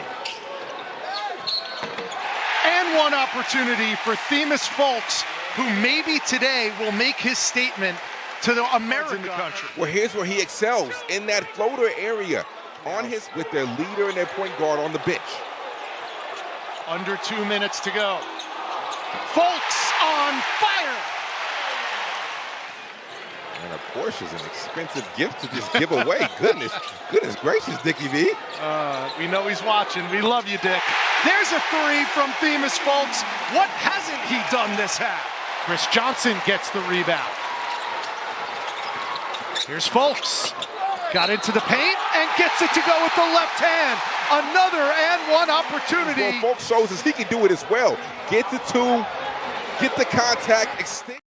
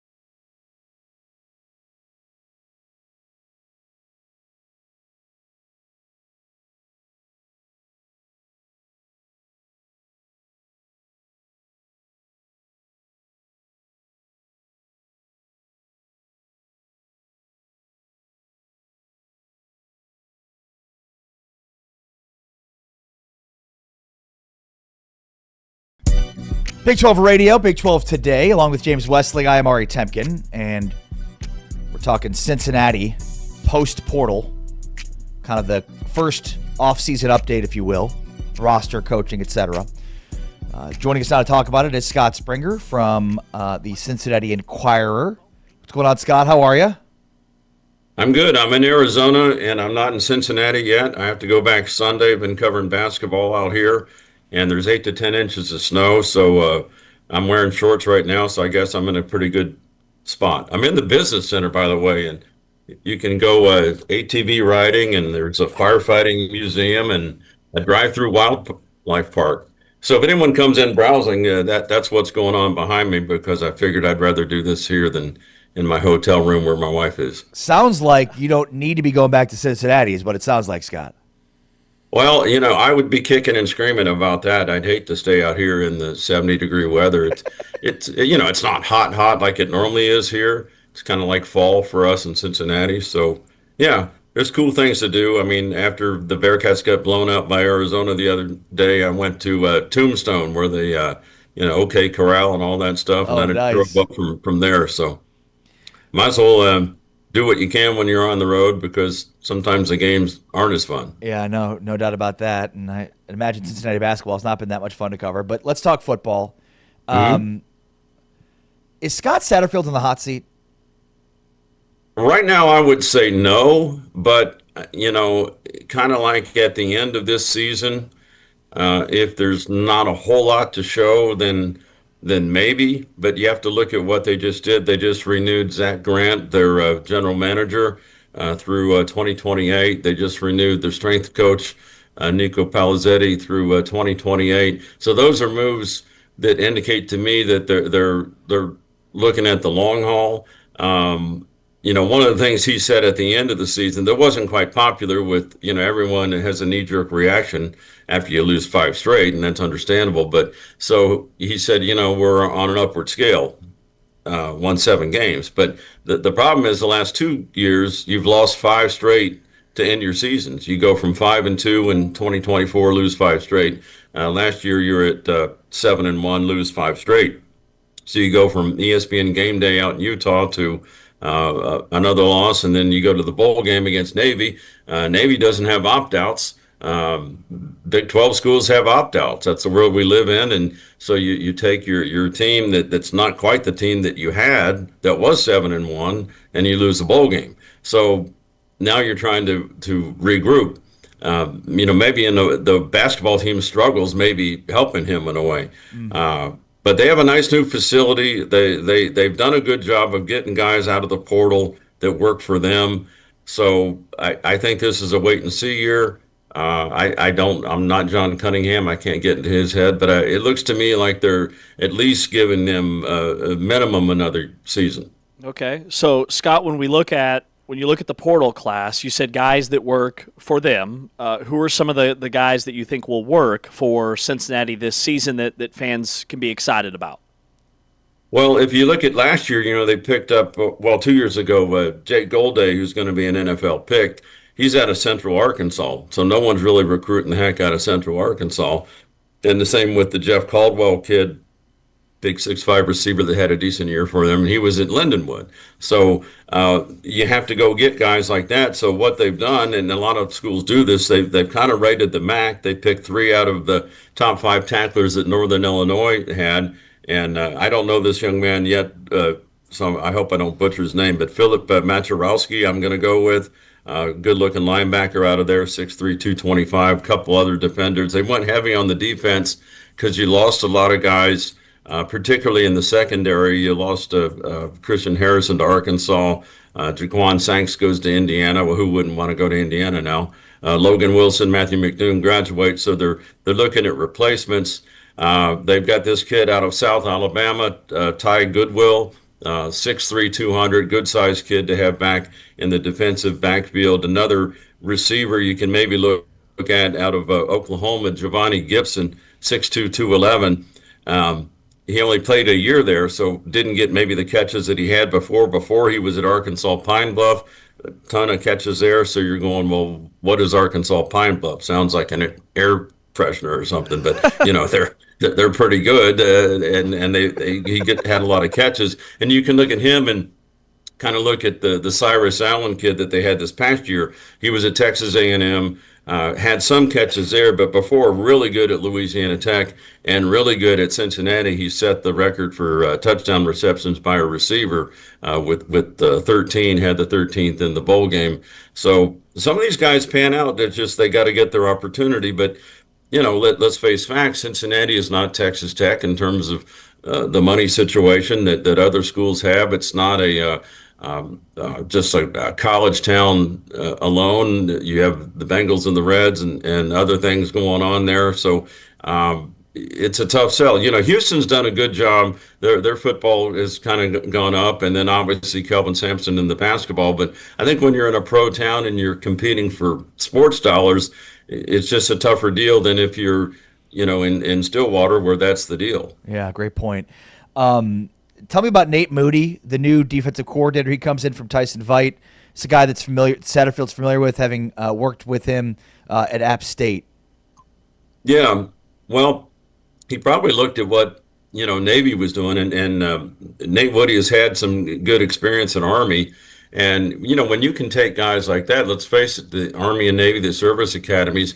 I have a neighbor that's a West Point guy, so I know how regimented they are, and a lot of times they're undersized guys that maybe didn't get the offers, but boy, are they disciplined and dedicated. And if you can get guys like that to play defense for you at that level, then and if you can get in better talent and do the same thing that you did at West Point or Annapolis, maybe it works. And the guy has experience. I know everyone likes him. The 3-3-5, in my opinion, just didn't work. It worked at Iowa State. Tyson Veit, terrific guy, and he got hired quickly at Penn State by Matt Campbell, who he had worked for before. But I don't know. It's just, and I'm not a football X's and O's dude, but when I'm in the press box and looking through my binoculars and they've got like three guys and I see a gaping hole to the left, and you're going, well, I guess they're going to run it to the left. And sure enough, they do, and touchdown, and you're going, well, I don't know how this works, but maybe I'm stupid. I think they're going to go to more of a 3-4. Looks like they picked up a ton of linebackers. The kid I mentioned, Maturowski. Another one I liked was Patrick Bauer. Yeah, from Illinois State. FCS national championship game. Same size guy, 6'3", 225. And these guys look like they're decent sized guys. Golday was 6'4", 240. And freakish, I think he made the Bruce Feldman freak list along with the Jeff Caldwell kid that I mentioned and Dante Corleone and guys like that. But they're all gone. But these guys look in that same mode, decent-sized guys that can put them up and down, pretty good and get a lot of tackles. So some of these kids, this is their chance to play Power 4 football. And every now and then this works. I mean, if you look at Indiana's blueprint, he was onto something. You get some older guys, experienced, maybe a little ticked off that they didn't get the chance before, and you can make that work. When you look at the offense, Scott, on paper we see departures from Sorsby and Pryor and Jeff Caldwell and a lot of skill position guys. The center on the offensive line, Gavin Gerhardt. Have they taken the same approach on the offensive side of the ball, trying to get guys that maybe they were at lesser schools but were very productive at those stops? Yeah, well, your two quarterbacks are in. I'm going to guess J.C. French is going to have the, heads up on the starting position, J.C. French out of Georgia Southern. So not Sorsby size. Brendan was 6'3", 235, thereabout. And Brendan, tough runner, and sometimes he didn't, necessarily go into the quarterback slide. He would go ahead and, bowl you over for the touchdown. So this kid, I haven't seen a ton of tape on his running, but I know he does run. He's 6'1", 200, so not quite the same size. Actually passed for more yards than Sorsby in 2 consecutive years. Won their bowl game. That says something to me. I give credit to anyone that goes to the bowl game and fills out their commitment and wins the darn thing, because your fans are paying big prices to go to these things. They should not see watered down product, but that's another subject. But yeah, if you were to look at it, okay, Sorsby played in the Big Ten, was at Indiana, but didn't quite have the stats that this kid had. Now, this kid is coming from the Sun Belt, so how do you weigh that? Brendan turned out pretty good. I love Brendan. I'm shocked at the money Brendan got. God bless him and his family. So I don't know that I fault Cincinnati, and I think they tried to make a competitive offer, but I don't know how you compete with Texas Tech and the money they have. And then the his girlfriend got a volleyball deal there too, so that's kind of an end around. And right. Lubbock's their stadium and everything they're doing is on the upswing. They're getting a lot of pubs, so that's a tough thing to compete with. So, but they went to Georgia Southern, and here's a connection I see there. Okay, Clay Helton is the coach at Georgia Southern. Zach Grant was the general manager at Western Kentucky, then briefly went to Ohio State, then to Cincinnati. Connection there. Tyson Helton, Clay's brother, coach at Western Kentucky. I think Zach Grant trusts the Helton family. Clay Helton has been successful at Georgia Southern.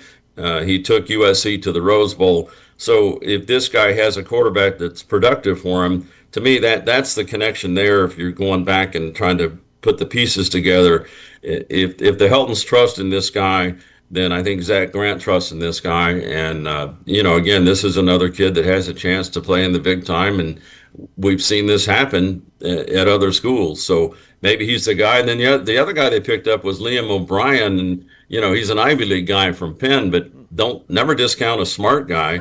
Right. And if you really want to get obscure, this is the one that I chuckle at a little bit, but who knows? Flynn Sheely, 6'4", 210 receiver, injured last year, but came from the Colorado School of Mines. Now, we don't really think of them as a football powerhouse. He has a degree in metallurgical engineering, but, extremely intelligent guy that can run routes and has crazy skill. This is what you have to do for Cincinnati. Take a flyer on some of these guys that look really good on tape and see what they can do. Talk with Scott Springer here. When you look at the last 2 years, this is a team, especially last year, that really, peaked early. To what do you attribute that to? Well, some of it was scheduled. If you looked at the back end of their schedule, and you don't want to make excuses, but the back end of their schedule last year was pretty rough. You had Utah, Arizona, BYU, TCU, all very decent teams. The Arizona game really hurt them. That was a home game at Nippert Stadium, and I think Sorsby threw a pick six on the very first throw, and that put you in a deficit. And Noah Fafita was excellent that game. I don't know. It's just they seem to lose momentum. I don't know if it's the schedule. I know they're well conditioned and all that. Man, if I had, my life's easier when these guys win. So if I had the answer, I'd probably say, hey, coach, why don't you try this? But, they tend to not listen to reporters and such. So, that's something that they have to get over. I mean, finishing is very important. It's something the basketball team right now is struggling with, finishing games. You're in games for X amount of minutes and you can't finish, and same with football. You play 4 quarters. It's really neat to have a halftime lead and everybody can pat each other on the back, but if you don't finish it, man, that hurts. Even you go back to 2024, and they would have made a bowl game that year, but I think it was the third game of the year. They had Pitt at home, a 27-6 lead late in the third quarter, somehow managed to lose that on a field goal. Those things can just crush you. And you got to win the games you're supposed to win, and you got to hold serve at home. What are your thoughts on this basketball season and coaches on the hot seat and Wes Miller and Cincinnati's been so close. They've played so many close games that have gone right down to the wire. They just, for the second year in a row, haven't been able to quite get over the hump.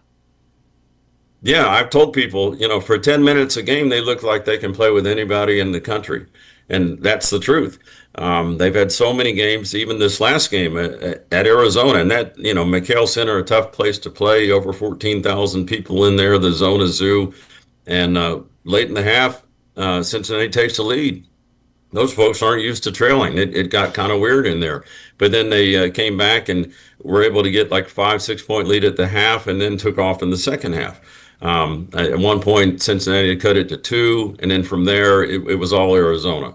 And they're number one in the country for a reason, but you have to have that confidence and swagger about you to finish games. And when there's ever any doubt, no matter the sport, if it's all heart and head. You can have all the measurables and stuff, but if you're not hungry enough to win, you're not going to. And that's, OG complaint here. That's what I wonder about with paying the kids. It's like, how hungry are you? Are you happy you got the bag and just happy with that? Or do you have bigger aspirations and want to go to the NFL? You better be hungry, because they don't need guys that are lazy. There's those guys get kicked to the curb and they're out of the league in a year and broke. So you want to make a career at it, you better have your heart and head in the right place. But all right, off my soapbox on that. Well said. Yeah. Yeah, the Cincinnati, they've been in a ton of close games. You're right. They're not finishing. They had a great win against Iowa State at home. I think home court advantage in the Big 12 is huge. And you got to try to hold serve there and see what you can do on the road. I think the next game against Arizona State, who just lost to West Virginia, that's not going to be easy either. 2 10-9 teams that are kind of wounded animals right now, and someone's got to walk out a winner. And Cincinnati really needs to get on that plane with a W, because first off, they need to get home, and it's snowing like crazy there, so they may not make it home. But if you're going to be snow delayed, you might as well win, right? Yeah, well said. Scott Springer, Cincinnati Enquirer. Scott, thanks so much for your time. Appreciate it very much. Be well. Yeah, see you guys. Thanks, Scott. Take care. Scott Springer joining us here on Big 12 Radio. It's Big 12 Today, along with James Wesley. I am Ari Temkin. That is our portal season update with Cincinnati. And so we are now where? In the top 6? Who's next? Who's on Monday? Big 12 standings, football. We just did Cincinnati. It should be TCU. All right, TCU's next. Do that on Monday. And then where is that in the standings? Are we through 10? Let's see. 3, 6, 7. This would be number 8. Wow. We're halfway 8. through. Halfway through. All right, this is Big 12 Today on Big 12 Radio, presented by Modelo, heard on TuneIn and watched on Big 12 Studios. On the way next, does college football have a spending problem? It's Big 12 Today.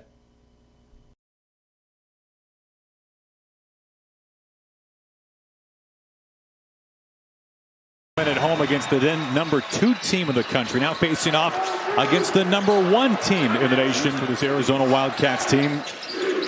Caden Bradley, though, the senior. Karchenkov into the paint, and the easy put in. Although I could say that about half of Arizona's roster.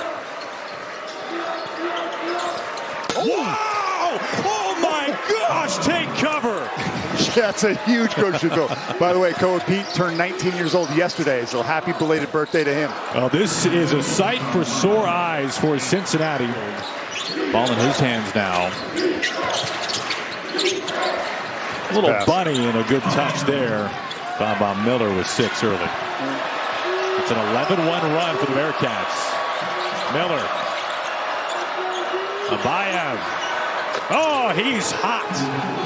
Shooting the basketball right now, and we saw it last week against Arizona State as well. They double Krivas. He's able to split the double and find 2. 2-point game. Krivas. Yep. With the touch. 7 on the shot clock. Miller finds an opening, and it's rejected at the rim by Owaka. The freshman that comes off the bench for Arkansas would be another guy.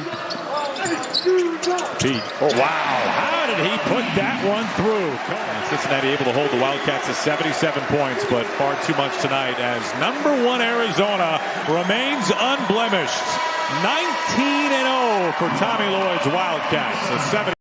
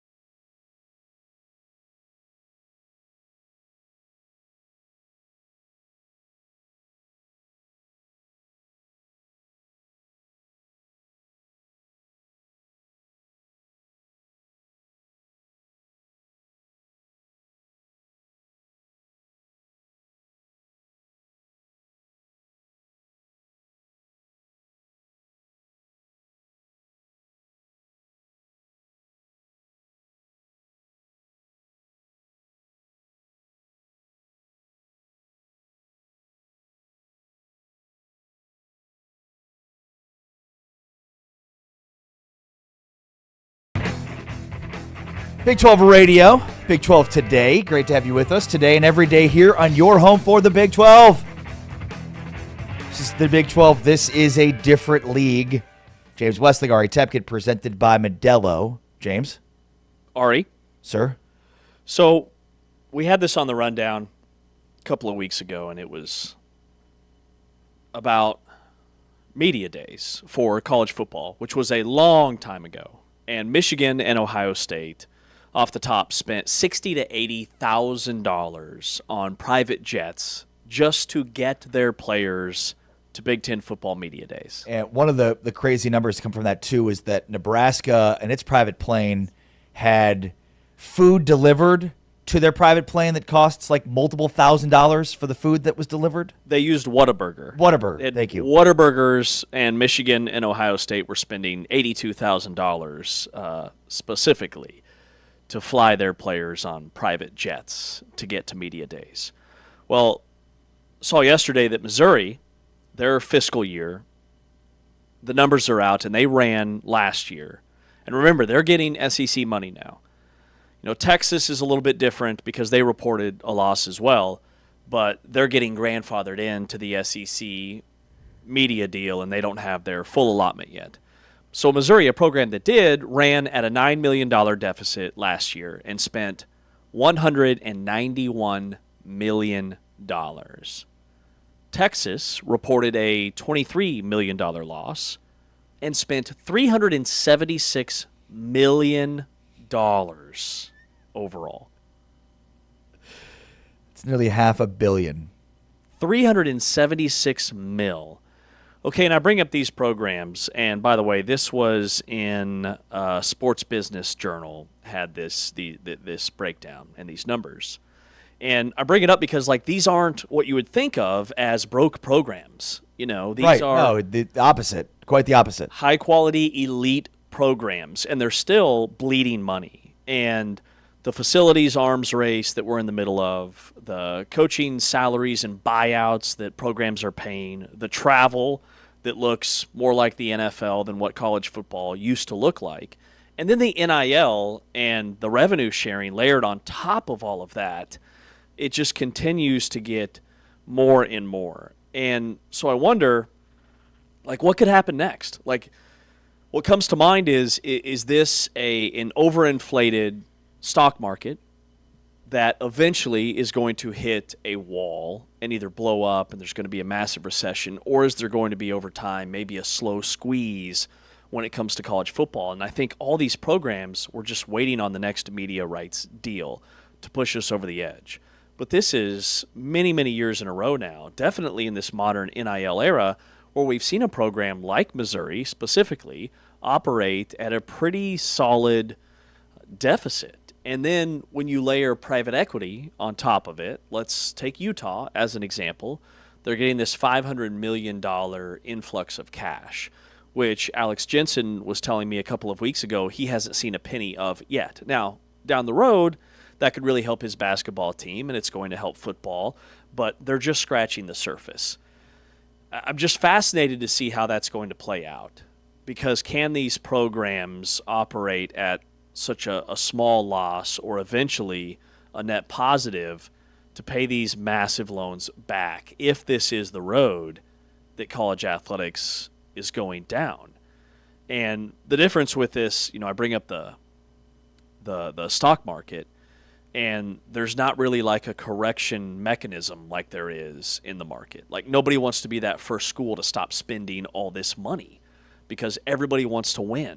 And winning is tied to perception, we find out, more so than profitability when you look at a Texas or a Missouri or their pedigree.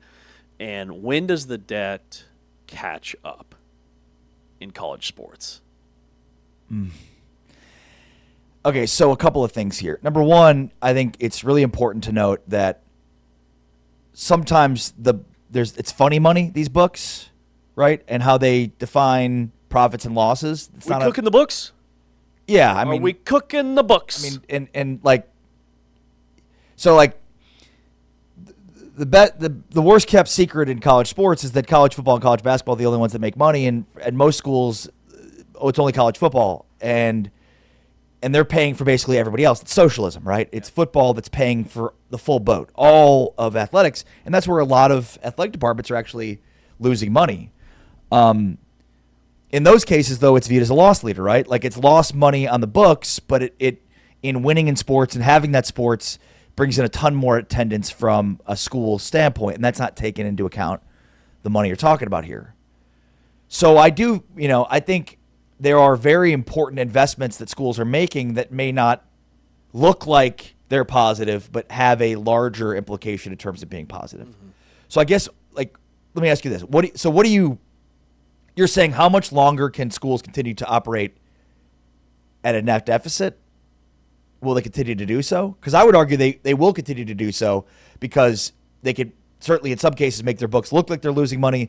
In other cases, though, they've always been doing that. Mm-hmm. These schools have always operated at a loss. Now, they probably need to be a little bit more conscientious of what they're spending their money on. Right. And so Missouri's football program, to your point, they did generate net positive revenue. They made like $59 million, and they had $49 million in costs.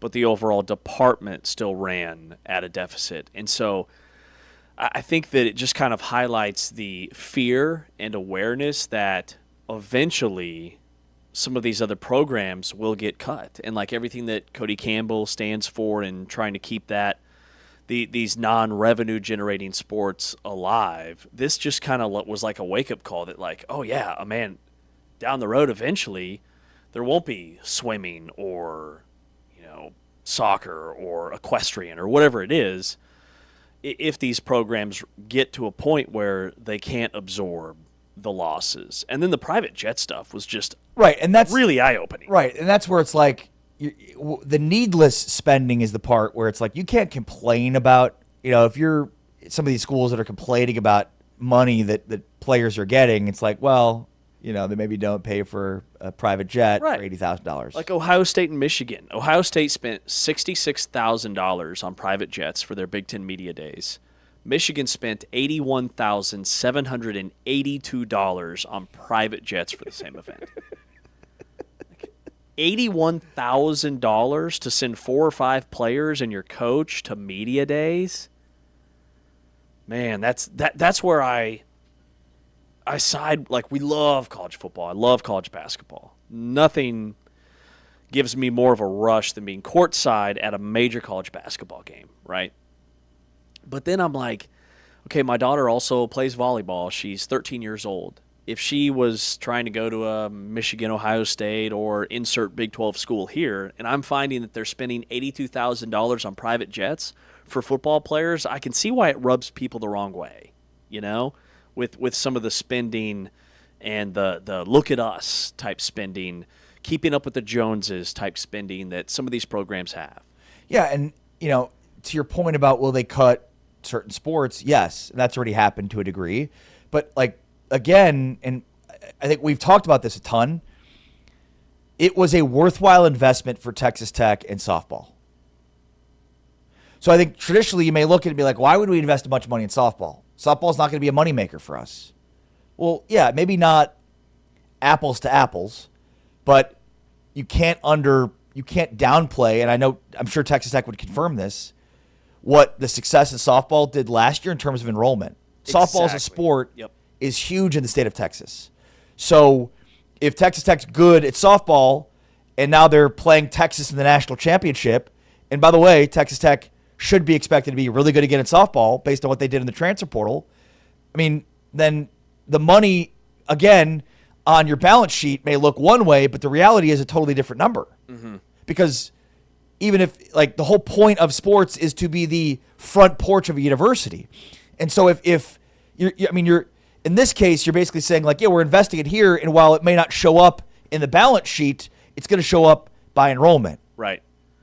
And I've seen a large overreaction from Missouri fans and sports fans on Twitter. And I think, the only thing that's changed is that historically, to your point, programs have operated at a deficit. It just looks different. It's not as visible now. Like back in the day, the deficits were smaller and more predictable, and the spending was tied to scholarships and basic facilities and staff. And now you see reports like this. It's more transparent because of social media. Things like this are more available to the public, and you see the facilities debt, and you see the NIL collectives and the NFL-style travel and the uniform costs and everything else that was behind closed doors previously.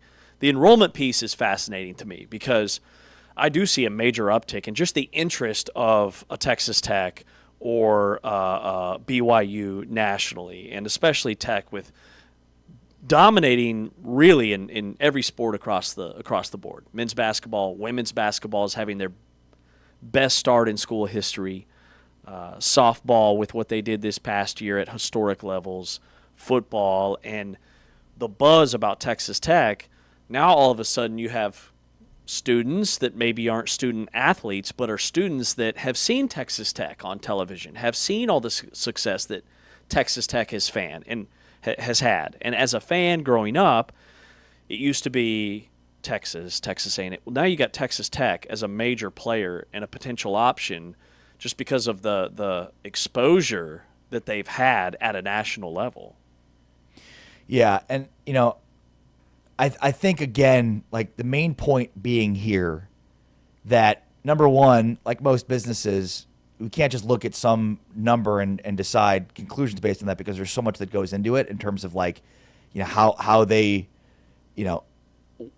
what's being funded, what the costs are of those. And then, football makes money, but is it paying for everything else? And then what that means and how that translates to enrollment, which is obviously the entire purpose of having sports and athletics is to engage more enrollment.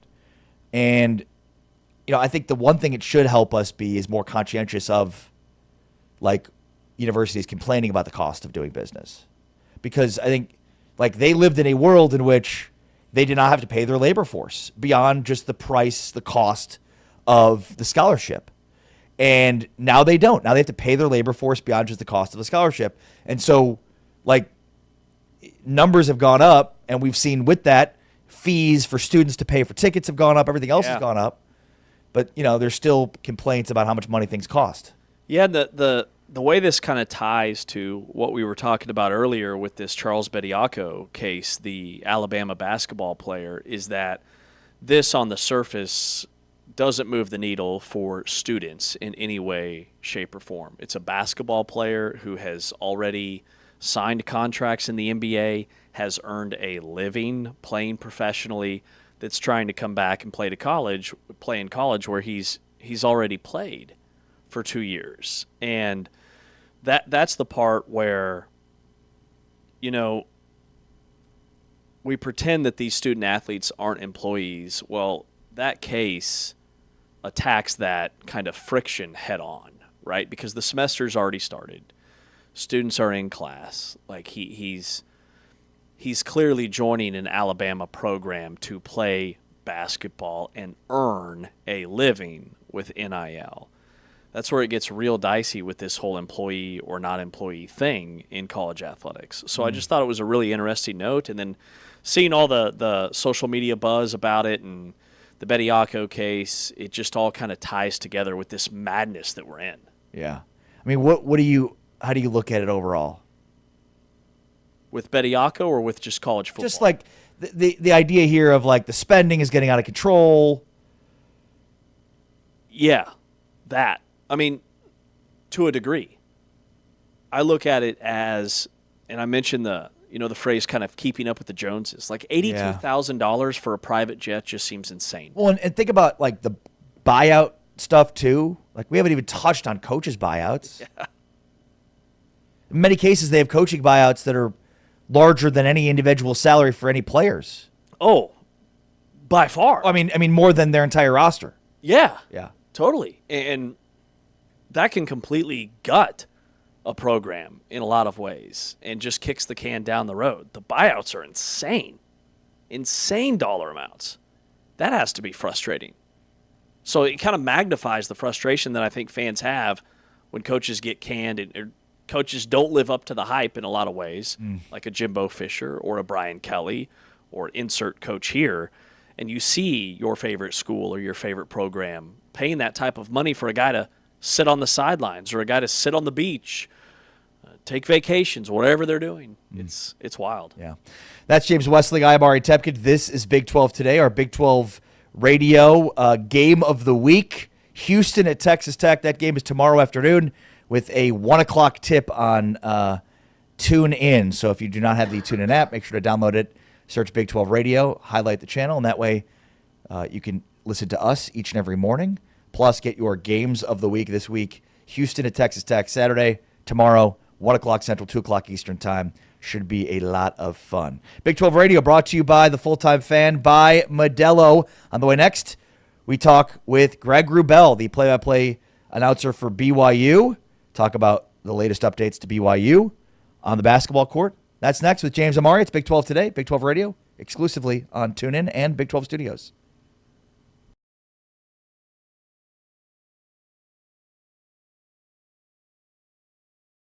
With Arizona, his 11th season with the Sun Devils, 3 NCAA tournaments. We are underway here in Tempe. It's a great point against Colorado. They scored more than any time in the season with less than 4 on the shot clock. Knocking down a 3 and answering. Mo Odom from the Bronx drops it off for Jop. Ross Hodge said this guy could play for 10 years in the NBA. He's got that kind of ceiling. They stayed out and did some drills, like hard drills, not just, you know, me and you shooting around. Like they went out and did some stuff, and I think they wanted to build up a sweat Eagle staff right out of the timeout. It would have been a travel, so we had to put it up kind of quickly. The basketball gods, I think, knocked that one away. And the basketball gods smile. He's got the floor clear. I think he wants it again. Step back. Bang!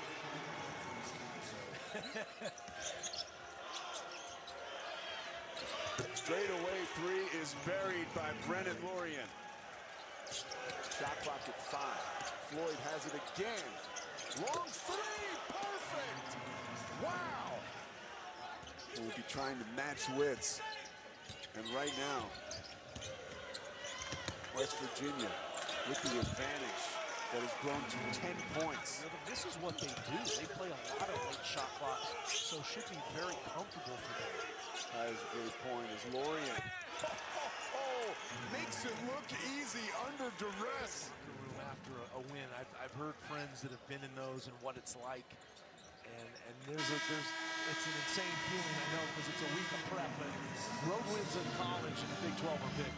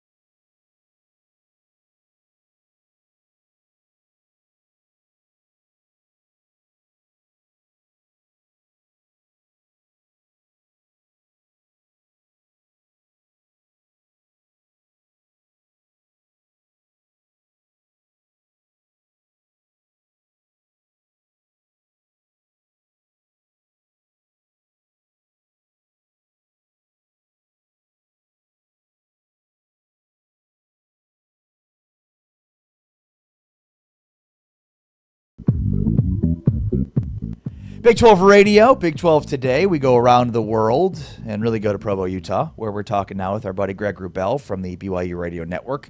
James Westling, Ari Tepkin, Big 12 Radio, presented by Modelo. Greg, how are you?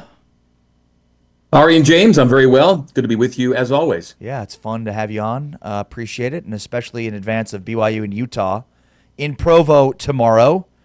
And, I mean, it's clear this is a rebuilding year, if you will, for Alex Jensen in Utah, and certainly is not the case for BYU with just 2 losses so far. What stands out to you about how the Cougs have started their year? Well, it's tough to have gone much better than 16-2 with the schedule BYU has handled. So I think you have to be really impressed with how BYU got to this point. Especially AJ Dubonsa kind of speaks for himself. He's a big piece to the puzzle. Richie Saunders and Rob Wright III complete the big three, but it's not the deepest BYU team, and so they've kind of had to ride those big three pretty hard, and they did so pretty successfully to get to 16-1. This loss this past Saturday at Texas Tech kind of showed the margin for error for BYU where it's at. The big three have to be excellent. If one of them happens to be off, you can't have any of the other starters, kind of have an off night, which I think is what happened in Lubbock. And the bench is giving BYU just enough this season. But the loss of Dawson Baker and Nate Pickens to season-ending injuries and surgeries really changed the look of this team. The roster was constructed where there was depth at every position. And when you lose Dawson Baker and Nate Pickens, you lose 2,000-plus career points that you don't have access to anymore. And they really struggled to find adequate replacements for those two guys. And so it's going to be a very starter-heavy team, a very starter-centric team, a very big three-centric team. But it just means they all have to really be on every night, and you really can't have any off nights. And I think that's what happened in Lubbock, and that's one of the reasons Texas Tech got them this past weekend. Well, those big three have been phenomenal. It's the number one scoring trio in the country, at least it was as of a couple of days ago. Where have you seen the most growth among those three guys? Richie Saunders, was kind of a go-to guy last year for BYU, and he's had to kind of maybe readjust his fit a little bit, and didn't take too long though. I think he and AJ and Rob play so well together. It helps that Rob's your pure point guard, Richie's kind of your versatile wing, and AJ can do it all over the floor. And I think those three pieces really fit nicely together. And so they really didn't have a great period of adjustment to kind of working together to the point right now, guys, where they're fifth, sixth, and seventh now in scoring in league play. They're all averaging 20-plus points per game in league play. And that's kind of what this team is going to need from those guys. This past Saturday in Lubbock was the first game where BYU had 0 bench minutes from the guards.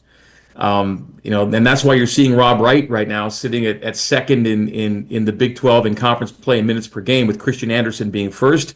I think Christian and Rob are going to be 1-2 all season long in that category because they kind of have to be in league play. Texas Tech is built similar to BYU in that they get almost nothing off the bench. In fact, of the 361 teams the NCAA ranks, Texas Tech is 355th in bench points per game. Wow. They simply don't go there for that. The starting five get it done for Texas Tech. And BYU's built in a very similar way. The Cougs are also in the 300s in bench points per game. But that just means you can't have, Kaba have a 0-point game in Lubbock. You can't have Moo Davis, go 0 for 6 from the 3-point line, which happened in Lubbock. And what Texas Tech got was the 5 starters all contributing. And BYU had 2 of the big 3 with good nights, 1 an off night, and then the other 2 guys had off nights as well. And so I think Texas Tech and BYU are similar in how they're built. In fact, it's interesting. Of the top 6 teams in the Big 12, 5 of them are in the bottom 100 nationally in bench points per game. Houston, Iowa State, Kansas, BYU, Texas Tech, they're all built very starter-centrically right now, with Arizona being the lone exception. And Arizona's depth, I think, is the reason you see the Wildcats sitting at the top of the Big 12 as they are. Point being, for BYU, their starting 5 just kind of have to be on every night. And then if they're not, I think you see a little bit of exposure like you saw maybe in Lubbock. Is that, do you think, I don't want to say it's by design, but, do you think that's something that could develop more positively over the course of the year in terms of depth? I don't know if it's. I mean, they're getting enough, I think, from the bigs in terms of bench play, and that's Mihailo Boskovic. Yeah, that's Boskovic, Boop, and Abdullah Ahmed. They call him Beto. Those three guys are going to give BYU just what they need, I think, from the front court on the bench. It's really guard scoring. And without Baker, without Pickens, again, massive losses, guys. I don't think it gets talked about enough what that meant to this team when those two guys were lost for the year. That brings you down to Tyler Maruss and Alexei Kostic and Dominique Diomande. And neither of those guys is averaging better than 3 points a game right now. And none of them played in Lubbock. So the comfort level isn't there right now in a close game to go to those guys. In fact, the Lubbock game, the Texas Tech game, was the first game Tyler Maruss did not play all year. He was brought in from Idaho as kind of a three-point specialist, but he's shooting 28% from the three-point line right now. And so, I'm not sure it's going to be there. It'd be nice if it does develop, but you've got a decent sample size right now to kind of see what they've got. I just think it's unfortunate because I think Maruss and Kostic were going to be, the 3 and 4 guards off the bench, not the 1 and 2 guards off the bench. That's kind of where they got to. And Tyler could still have his time. He's had flashes here, but I think it's been because he's not playing a lot of minutes. It's been really hard to get into a flow. Missed the first couple 3, and he's usually out of the game. So it's been tough that way. Greg, when I look at BYU's upcoming schedule, Utah tomorrow, this is the rematch from January 10th, just 2 weeks ago, and I know that game was a little bit closer than BYU fans would have liked. But then on Monday, you've got Arizona, and then at Kansas next Saturday, at Oklahoma State, Houston at home on February 7th. What is your outlook, and what does BYU hope to gain during that stretch in terms of just a gauntlet of a schedule, and then what we might learn about BYU? Yeah, BYU was given kind of a manageable start to the year. Their first 4 games in league were all against bottom half teams. No disrespect, but it was K-State, Arizona State, TCU, and Utah. And so they were given that start to the year, and they took care of business, 4-0. Well, then things got real in Lubbock, right? And they continue to get real here over the next couple of weeks, as you just talked about. And 3 of the next 4 opponents after Utah will be in the top 17 right now in KenPom. So we see how it's going to go. So at 4-1 in conference, what would it take to get you to? So if you're 12-6 in the Big 12, are you a pretty good team? Absolutely. That would take you going 8-5 in your next 13 games. 7-6 puts you at 11-7. 11-7 is still pretty good. I'm not sure it's top 4 good, but it's still pretty good and probably gets you in the NCAA tournament comfortably. So, a 7-6 and 11-5, a 7-6 or an 8-5 over the next 13 games to close the conference campaign still means BYU is a very good team. That still means you're taking 5 or 6 losses. But that's life in the Big 12, and so I don't think you can sweat too much, if you do lose at Kansas, or if you do drop a game to Houston, or do drop a game to Arizona. Just win the games you're expected to win, and hopefully get a couple of the home games in the ones that are tougher. But I really do believe that an 11-7, 12-6 Big 12 team is still a very, very good and clearly very NCAA tournament-worthy team. I think it's going to be a race for the 4 spot, guys. I think, not that you can concede it, but you could see Arizona, Texas Tech, and Houston being 1, 2, 3 in some order. I think it's going to come down to BYU, Kansas, and Iowa State for that 4 spot, which means the coveted double bye in Kansas City. The 2 teams that don't get it are still going to be top 6 teams the way I look at it, and I think the top 6 will sail into the NCAA tournament. Once you get to 7 and 8, a little more of a conversation, but I think you have an idea right now who those top 6 teams are going to be, with West Virginia on the perimeter, kind of saying we might still be something here. So let's see how things shake out for the next month for them. But top 4 is where you want to be. Get the double bye, and I think it's going to be a real solid race for that number 4 spot. The game tomorrow that you started with, James, you can't look past it, right? Because it is Utah. Yes, they're the lowest ranked net team, the lowest ranked KenPom team. They're last in the standings right now. But as far as BYU is concerned, it's still the Utah game. And the game in Salt Lake City was no cakewalk. It was a 13-point lead in the back half of the second half for BYU, and that thing got down to 1 in the closing minutes. And the Cougs had to really find some clutch performances to close that thing out, because there were free throw misses, there were front end misses, there were turnovers, things kind of melted down, and the Cougs have had difficult losses up there the last 2 times they were up there. So things were kind of happening again. So for them to pull that out was impressive, but it was a very close game after losing a 13-point lead. So you don't want to look past Utah, but it is a quad 3 game. And Kevin Young's never lost a Quad 3 game since he's been the head coach at BYU. He's 8-0 in Quad 3, and tomorrow is a Quad 3 game, but it is Utah. And that McHenry, Terrence Brown duo in the backcourt is as exciting a guard tandem as the Big 12 has. There may not be enough around them as a team, but Brown went for 33 in Manhattan this week, midweek, and he scored 25 against BYU on the Hill. So anytime you get guys who are that incendiary, you have to kind of, hope that you've got enough to kind of match their firepower. One football question for me, Greg. Based on what BYU brings back and, I guess what Texas Tech doesn't, should BYU be the favorite in the Big 12 next year? I don't know.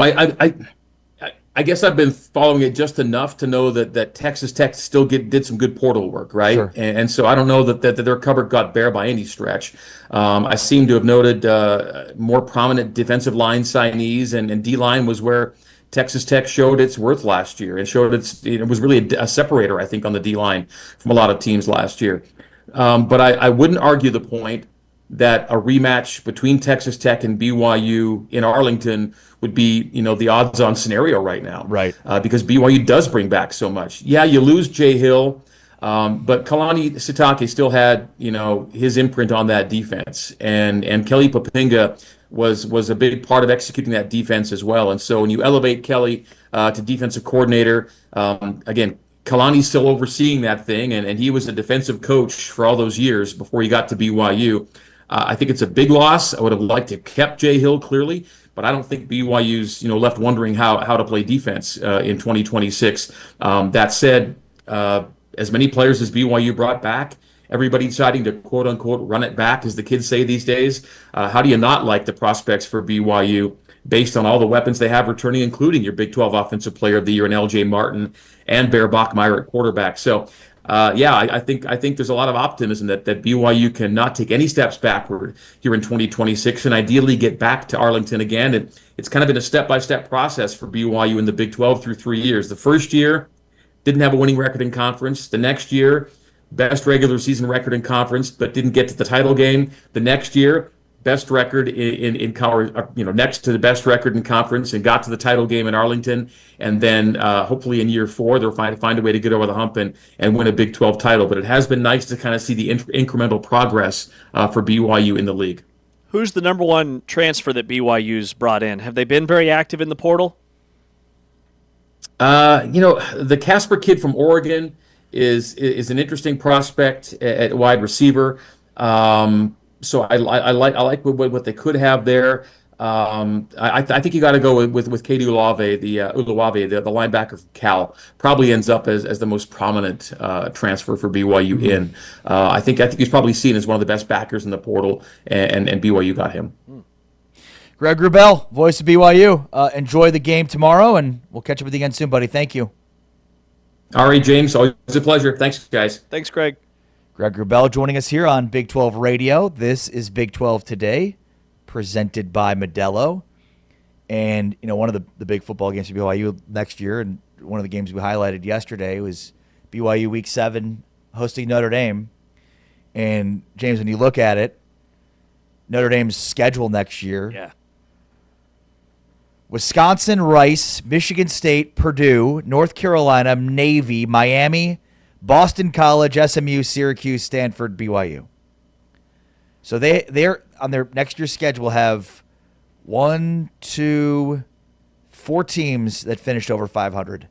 SMU, Miami, Navy, and BYU. Yeah, and they have 8 teams on their schedule that had 8 or more losses this past season. So they went 4-8 or worse, 8 teams on that cupcake schedule. So BYU may be one of the few chances to knock Notre Dame out of the playoff race. Oh, yeah. Yeah, I mean, that game might be bigger for Notre Dame than it is for BYU in terms of what's at stake in that game, because if BYU were to run the table, let's say, in the Big 12, they don't play Texas Tech, and their only loss was Notre Dame, that's a win-win for BYU. You lose that game, you're still winning. And in Provo, love it. Yeah. Cougars. Love the spot they're going to be in. That's James Westlake. I'm Ari Tepkin. This is Big 12 Today on Big 12 Radio. The final whistle on the way next, including a familiar face in the AFC Championship. It's Big 12 Today, Big 12 Radio.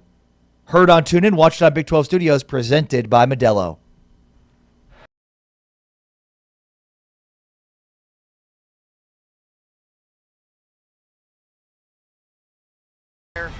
To an NCAA tournament appearance last season as we are officially underway. Arizona State wins the toss. You can't give up a wide open one in that 2-3. You've got to be able to turn around, box out, finish that defense early, and not give up easy rebounds for second chance opportunities. Already a better start for her than her last performance against West Virginia as a member of the Pitt Panthers. But that is not where certainly not where Arizona State expected to be this year. West Virginia, a lot of changes is inside the dish. Wheeler will finish underneath again. Work the basketball around. Make the defense have to do their job. One of the best offensive rebounding teams in the Big 12 starting to take over here in the early stages of this second quarter. And there it is. On Sydney Woodley, who is one of the better defenders there on West Virginia. Gorgeous dish from CeCe Riviere. And she finds the Californian Sydney Woodley. Physical first half for last year Poa. Nice dish down low. Even better move from out to in. Is just a shade short. Harrison quickly the other way, wants it in transition. She'll finish. West Virginia had gone nearly. Williams working here near wing and is stripped of the basketball. West Virginia's Shaw sends up. Wheeler, can she finish? Yes, we're tied again. Sends over to Gia Cook. She thought about that three. Harrison kicks into the corner. Opportunity for Shaw for three, and West Virginia. This will go West Virginia's way, so it was not pretty for either of these sides, but West Virginia is going to pick up their 16th win of the season in 20 games.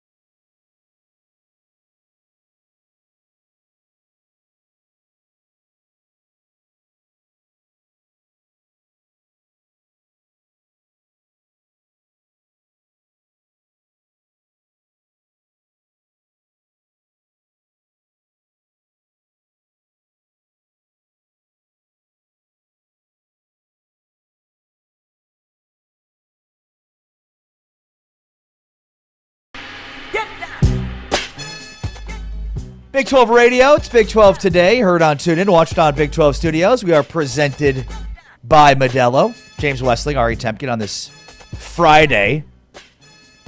If you live in DFW, you're seeing some pouring rain right now.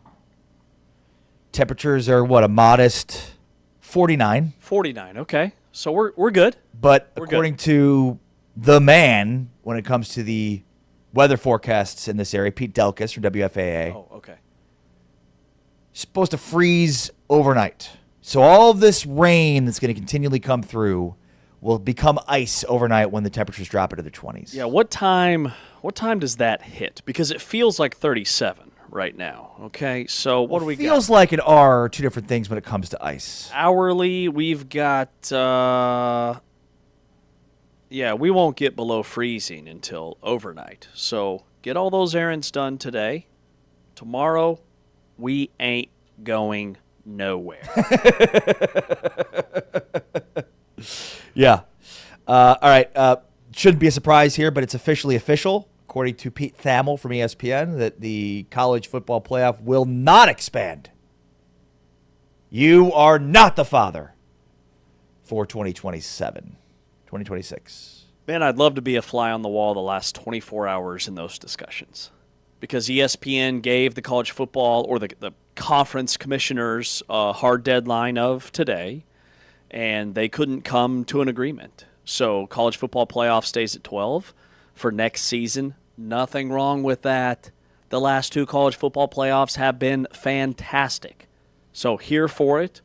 Would love to see the Big 12 get more than one bid, certainly. That was my next question.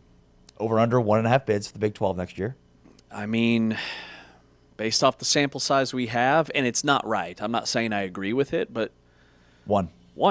Yeah, I'm going to guess one. Did the SEC struggle enough this Over year? under 4.5 teams for the SEC. Exactly. Like, did they struggle enough this postseason to move the needle, flip the narrative? Well, and I would think any way, shape, combination of both. The SEC's underperformance versus the Big 12 having more spots at the table here. I mean, yeah. Texas Tech, what they did last year, what BYU's done the last 2 years, there should be some level of credibility for this league. Utah has some credibility. Like, it's bizarre. Mm-hmm. It's got to change headed next year. Well, the reason why I do think this year will have a stronger case than ever is because of where all of these way too early top 25s have Texas Tech and BYU. Yeah. I mean, this time last year, the highest-ranked team in the way too early top 25s was like number 20 with maybe Utah or Arizona State or somebody else. But to have Texas Tech and BYU and Utah, all of them in the top 20, Texas Tech will be, no doubt about it, a preseason top 10 team next year. BYU will probably be somewhere between 10 and 15. So there's more room to operate, right? Because whether we agree or not, the AP preseason poll does have an impact on where these teams are ranked later on in the year when everybody has the same record. We all go off of what they were ranked in the preseason, and by we all, I mean the College Football Playoff Committee. Big 12 Radio, Big 12 Today. You know, there always seemingly manages to be former Big 12 quarterbacks playing deep into the NFL playoffs, and this year is no different. But maybe it's who it is that's a surprise here because we've seen Mahomes and Brock Purdy in recent history. Jarrett Stidham, a name that all those in Big 12 country know very well. Stidham is going to be the starting quarterback for the Denver Broncos because of the broken foot that Bo Nix suffered during the divisional round of the playoffs. So the AFC Championship game starter for the Broncos is former Baylor quarterback Jarrett Stidham, who was the top overall dual-threat quarterback in the 2015 class from Stephenville High School, which is the high school that Art Briles coached at before going to Baylor. Stidham initially committed to Texas Tech, very famously, before decommitting and then committing to Baylor, where he played as a true freshman for one season. You know who his first career start was against? First career start? Was it Kansas State? K-State. Jarrett Stidham made his first career start in a win for Baylor over K-State, in which he threw 23 of 33, so 70% completion percentage, 419 yards and 3 touchdowns. He torched K-State. I remember that game quite well because I remember thinking, a true freshman going to come and beat Kansas State? No, please. Ish-posh. That's Bill Snyder over there. And he torched the Wildcats and many other Big 12 teams. He had 12 touchdowns, only 2 picks, and then, unfortunately, he transferred. Sat out, transferred to Auburn, ended up a 4th-round NFL draft pick, but he was a stud that 1 year at Baylor. Well, the S hit the fan at Baylor after that season. We don't have to go back in history and talk about what happened, but we could read between the lines there. Yeah. The end of our Bryles. So, I mean, it was a weird situation. Stidham, he broke a bone in his foot, sat out the rest of the year after that, and then basically had to transfer to McClanahan Community College in Waco before then, and not play football before then transferring to Auburn where he finished out his career. So kind of a really odd set of circumstances that led him to kind of stay at Baylor, and then it was too late. So he goes to McClanahan Community College and then transfers to Auburn where he plays and then becomes a 4th-round pick. And he's a guy that's been around the NFL now, I think, 5-6 years. Yeah. Hasn't played a ton, but getting his opportunity here to start in the AFC Championship. I mean, everybody that sees him at practice thinks he's going to go out there and ball out. So that's what makes it really interesting. And he hasn't started a game in like a season and a half, but his last start he had like 350 yards and 3 touchdowns. He had a couple picks, but he didn't look like your prototypical backup who's just been sitting on the bench forever, which is what makes it so intriguing. Now, let me ask you this. Who is your favorite former college basketball player turned stud NFL tight end of all time? I mean, Antonio Gates? Antonio Gates. Tony Gonzalez. Yeah, but you asked me for my favorite of all time. Okay. Antonio Gates. Who else am I missing? Am I missing anybody else? Like those are the big 2. Very short list, yes. I mean, other guys have done it. They just weren't as successful as Antonio Gates and Gonzalez in the NFL. What if I told you that could have been King McClure, who, when he was at Baylor, he's really good buddies with Jared Stidham. They came in together. Wow. Yeah, so they're super close. Still text all the time. And when King was at Baylor, remember, Baylor had several basketball players that were playing football. Mark Vidal, Rico Gathers, and Joey McGuire, who was the coach at Baylor at the time, the tight ends coach, was trying to get King McClure to come out for football and play tight end. Wow. And Joey and King still text to this day. Wow. Joey will send him a text just to kind of check in. Hey, watching your game on whichever network King's on that night. But I thought that was a really cool story. And we had it queued up and ready to go during our broadcast, but there just wasn't enough time for him to tell that story because I thought it was awesome. Yeah, no, it's a great story. And King, I'm assuming, said no. I don't want to get hit. Yeah. King does not like to get hit. So he played receiver in high school and was a very productive receiver. He didn't have great speed, but he had elite hands. But he hated getting hit. Said his coaches were on him all the time because he would just run out of bounds or go down, and he would never go over the middle. And he's a big dude, right? You know? Yeah. And so in high school, he's probably 180, 190 pounds, one of the bigger receivers out there. But he's like, man, getting hit, like, no, it's a whole different thing. That's James Westling. I am Ari Tepkin. Last night, Marshall, the men's basketball team at Marshall, hit 26 threes. 26 threes. They played against Louisiana Monroe and hit 26 threes. It's the most threes a team's hit in a Division I game in over 20 years. Shocking. 26 threes for Marshall last night. Now, I have to say, this is some of the worst defense I think I've ever seen in my life. There's a reason. Well, yeah. I mean, but could you hit 26 threes on air? Right. 26 threes when you're wide open. Yeah. Still difficult to do. So is Marshall one of the best three-point shooting teams in the country? That's what I want to look at I would next. think so. Yeah, I would think so. But UL Monroe is 3-16 and 0-7 now in the Sun Belt. Yeah, 26 threes is just an insane number. And yeah. What's interesting is I saw this graph that showed kind of the improvement some of these basketball players have made for three-point shooting year over year. And there's some really eye-opening numbers for Big 12 players. Milan Momcilovic, last year, 39.6% from three on 159 attempts. Momcilovic is up to 54%. Oh, he's lights out. With 20 less attempts so far with a whole basically more than half the season to play. It's nutty. And he's had games where he's gone 0 for 4 or 0 for 5 like he did at Baylor. So he's had games where he hasn't been on, and he still has that high of a percentage. Remarkable. I mean, like most of these guys that are on this list with, dramatic improvements in their three-point shooting percentage from year to year are like 30%. Like improving from 40% is tough.